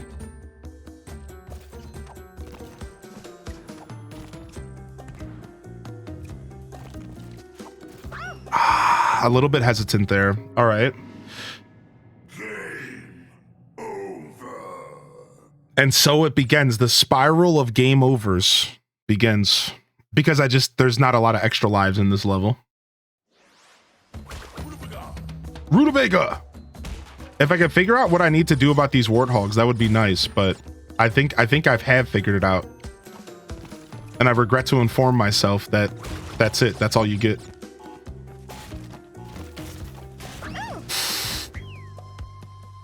This level's rough. Yeah, this is fun. Dude, I haven't played this game in so long.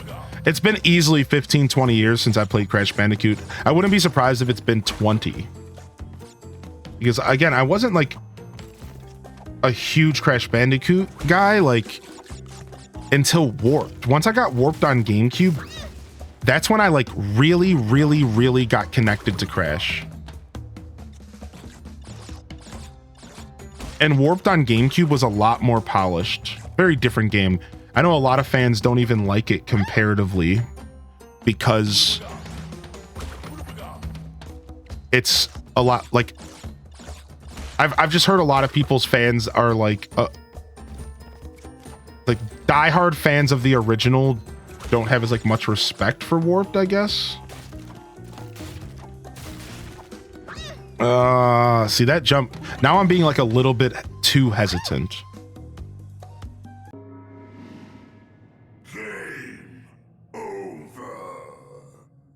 Bandicoot is an actual living animal?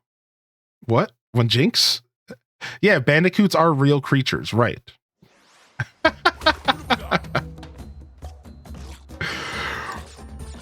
I don't know if I've ever seen a Bandicoot.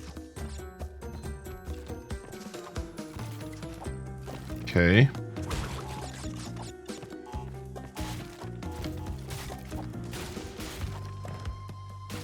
Nice. All right, that one's easy. That one's free. That one's free.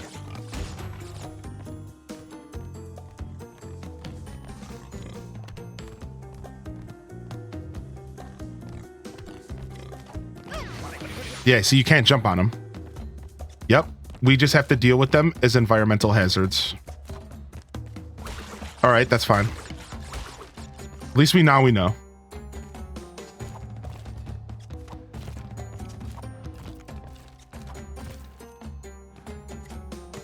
I always thought they were made up. Yeah, I mean, that's fair, dude. How are you supposed to know? I gotta remember that you have to jump on those. Like, easy to kind of debate yourself. We have a good run going here.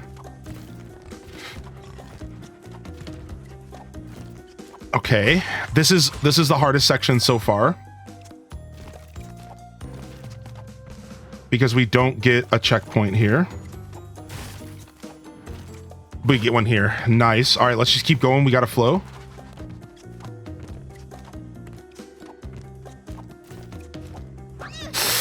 I hesitated a little bit on my jump. I let go of the stick a little bit too early.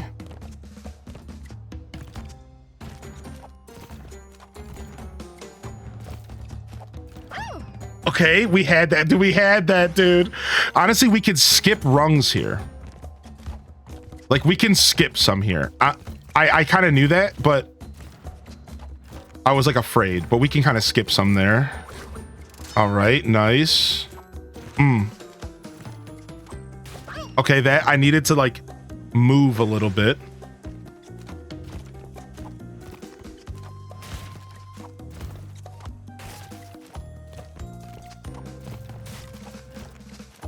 Okay, again, just like sometimes I'm letting go of the stick a little bit too early.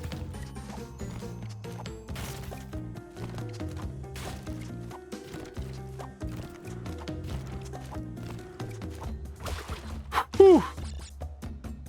This looks like it sucks.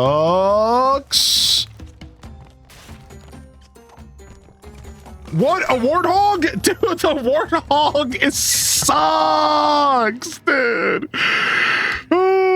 I was having such a good flow. I was not ready for the warthog, man. I never am, dude. Oh, the warthog blows.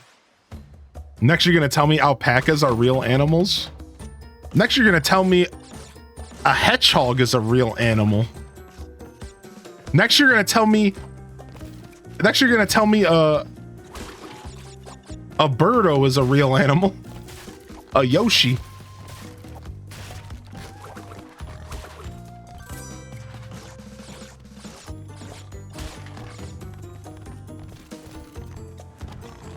Nice. The strategy worked. Nice. We kept our Ooga Booga for later. Beautiful. I saw that. I felt myself jump a little too early. 3 lives. We got to keep our lives going through these parts because we still have so much unknown on the second half of the level that like I still need to trial and error out the end of the level.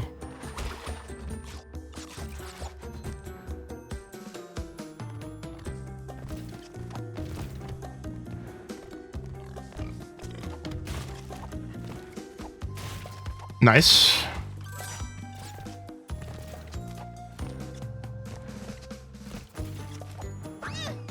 Okay. I gotta stop doing that. And I'm getting pretty close to stopping it. Boom. Okay, we got this checkpoint. Nice. Wait, did they just give me a free checkpoint? I swear they just made that checkpoint out of thin air. Was there always a checkpoint here?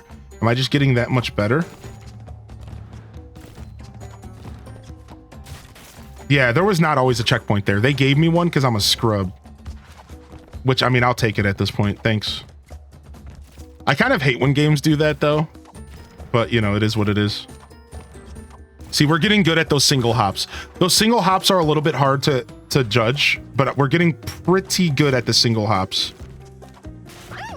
I needed to move forward there.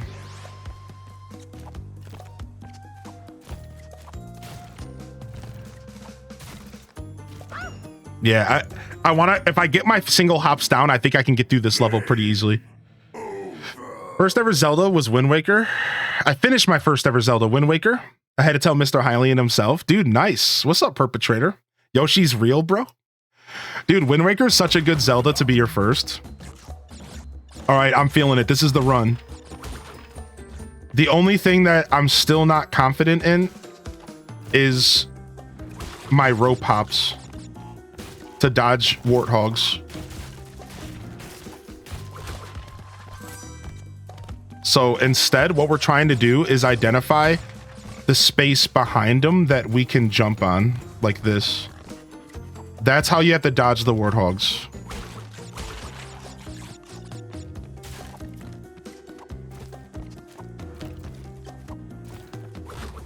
It's all about seeing what's behind them and like jumping behind them. Like here, I have to jump on that red plank there. I hesitated a little bit because I lost my momentum. Dude, if the warthogs weren't here, this level wouldn't be the same, dude. It's such a diabolical feature to add. Oh, just like that. Oh. Okay. Guess there was always a checkpoint here and I just didn't realize. Nice. Cruising. Grinding this level out. Feeling good. I knew that was a mistake. I was trying to go for the long jump there and I just knew, like, as I pressed the jump button, I'm like, what am I doing right now?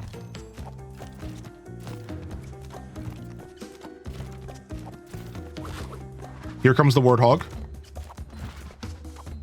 The one that effed me in the A last time. I couldn't even get to him. Freaking surprise warthog coming up. Oh, I slipped off the ledge there. How long until I decide to just cheese the level? That's the real question.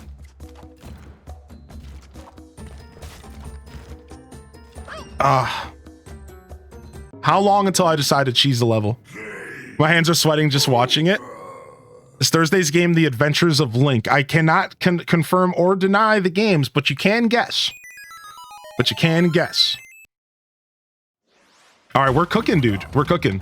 Honestly, like, my hands aren't that sweaty. Like, I love grinding levels out. And like, I love when you can catch a flow in a platformer. So like, it's funny that you say that because I've gotten pretty comfortable with this pretty fast. At first, it was causing my hands to be sweaty as well, but I've gotten pretty comfortable with it overall. Nice. If we can keep this Ooga Booga, the longer we can keep our mask, the better. Because then we don't have to worry about any unknown warthogs.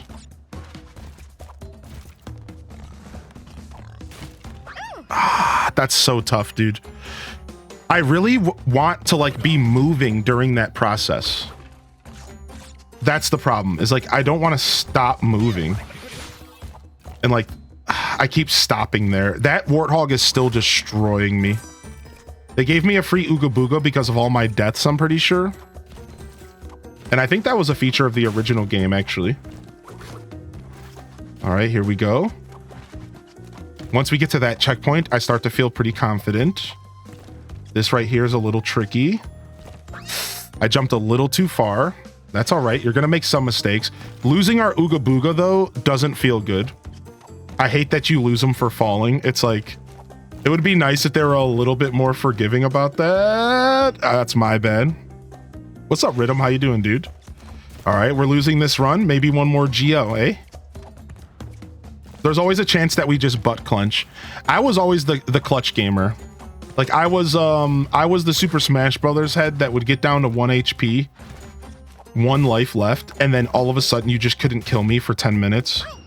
Like, I've always been a pretty clutch gamer. You never know when I'm just gonna clutch up on something at like 1 HP.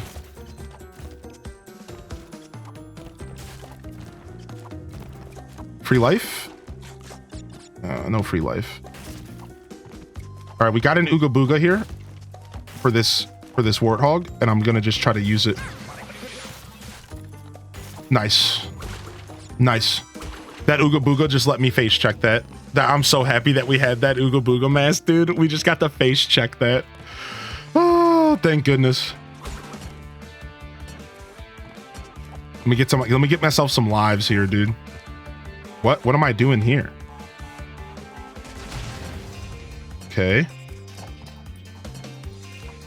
Game reminds me of my childhood, dude, for sure. You and me both.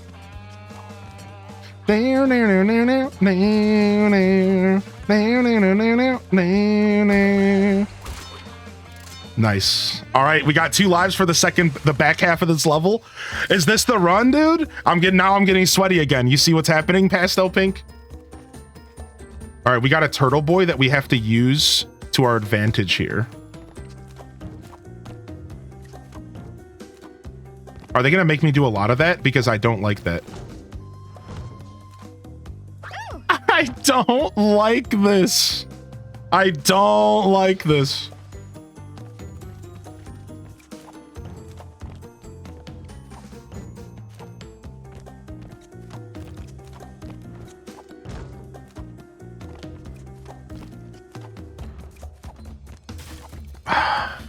Get me the out of here, man. Oh. Oh, wrong one. I'm still learning my new device here. That was supposed to be Robbie. Thank you. It's over. What was that, about 7 or 8 GOs? We definitely had about 10 GOs there. Dude, that's the Crash Bandicoot life. Like I said, I honestly expected to have this happen to me earlier in the game, because this game's hard, man. Crash Bandicoot is, if there's one thing Crash Bandicoot games are known for, it's the difficulty, dude. These games are hard, dude. There's no cap. All right, here we go. It's time for another boulder dash.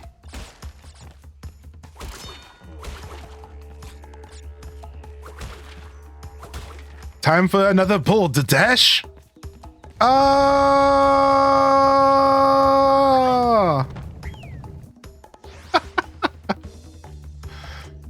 Good try. That was a warm-up. We're warming up. We're warming up.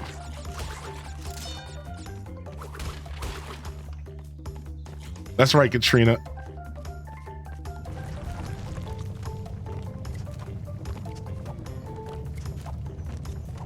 Okay. That isn't terrible. I was itching my nose!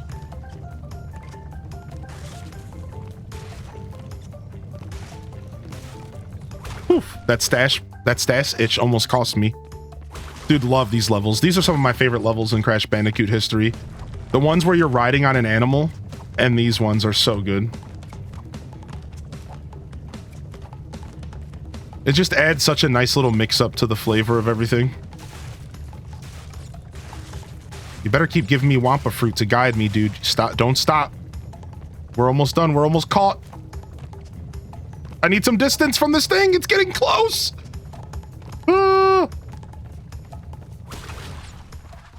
Nice.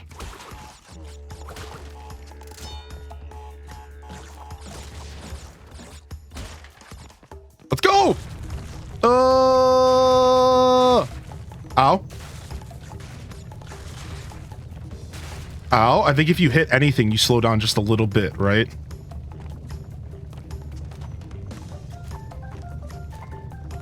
Dude, they're going to do something tricky here soon. They're going to do something tricky. They're just going to do something stupid tricky to me here. I'm expecting it.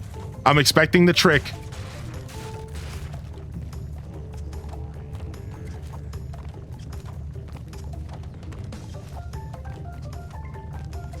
Nothing tricky.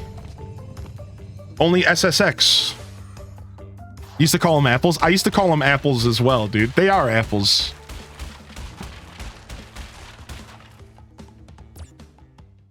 Nice. Whew. First try. The music goes so hard. Is this a secret level back here? Sunset Vista.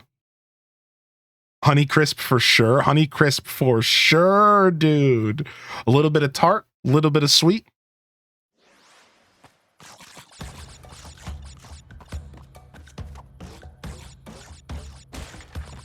All right, here we go. Side-scrolling level. I was convinced that the hint was going to be Supermarket Sim. Tamperp also guessed that, which is a great guess. Remember all the cardboard boxes from my playthrough? Wait, what? That does not function like it used to function. Okay. Dude, that was such a good guess. I was almost jealous. Like, I was almost sad that that wasn't the game.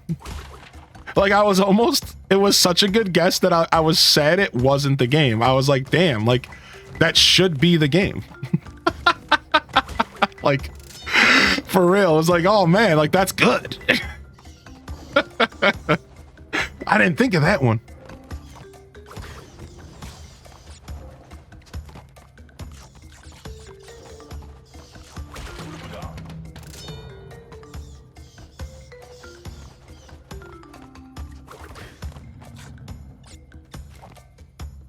Okay, we got jumping lizard boys.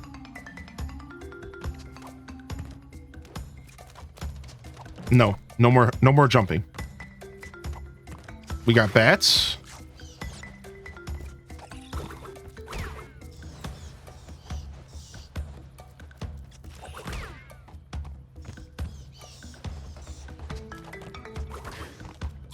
Checkpoint. Beautiful. Okay, floating platforms, some Donkey Kong platforms. Getting very Donkey Kong on me.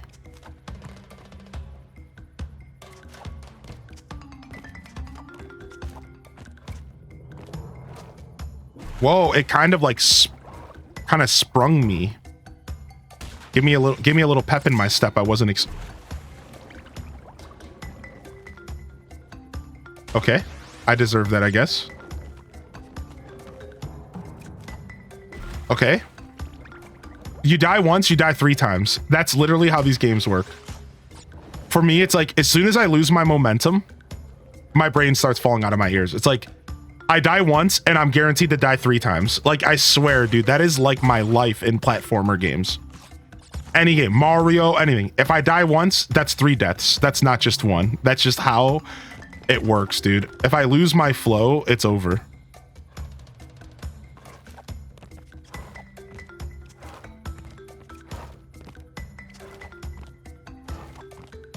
Let me get this first. What? Yeah! Rutabaga! Bats.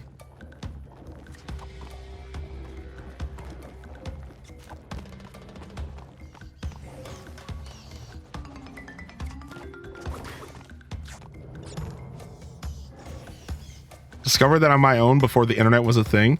I don't know if it was an exploit, but in Crash Bandicoot 2, if you jump on the polar bear before entering a level in a certain way, you get so many lives. Gotta love Easter eggs, dude. Boom. Nice.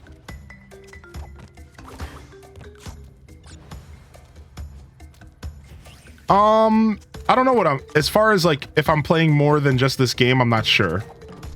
The plan was to play Crash Bandicoot 1. So to answer your question, like, that's the plan, but I could see myself enjoying all 3 of these games. So we'll see. We'll see if the plan changes. All right, so they put some fires here, so if you make a mistake, you get screwed, which is very kind of them. Thank you. That's what I just needed in my life, was more stress.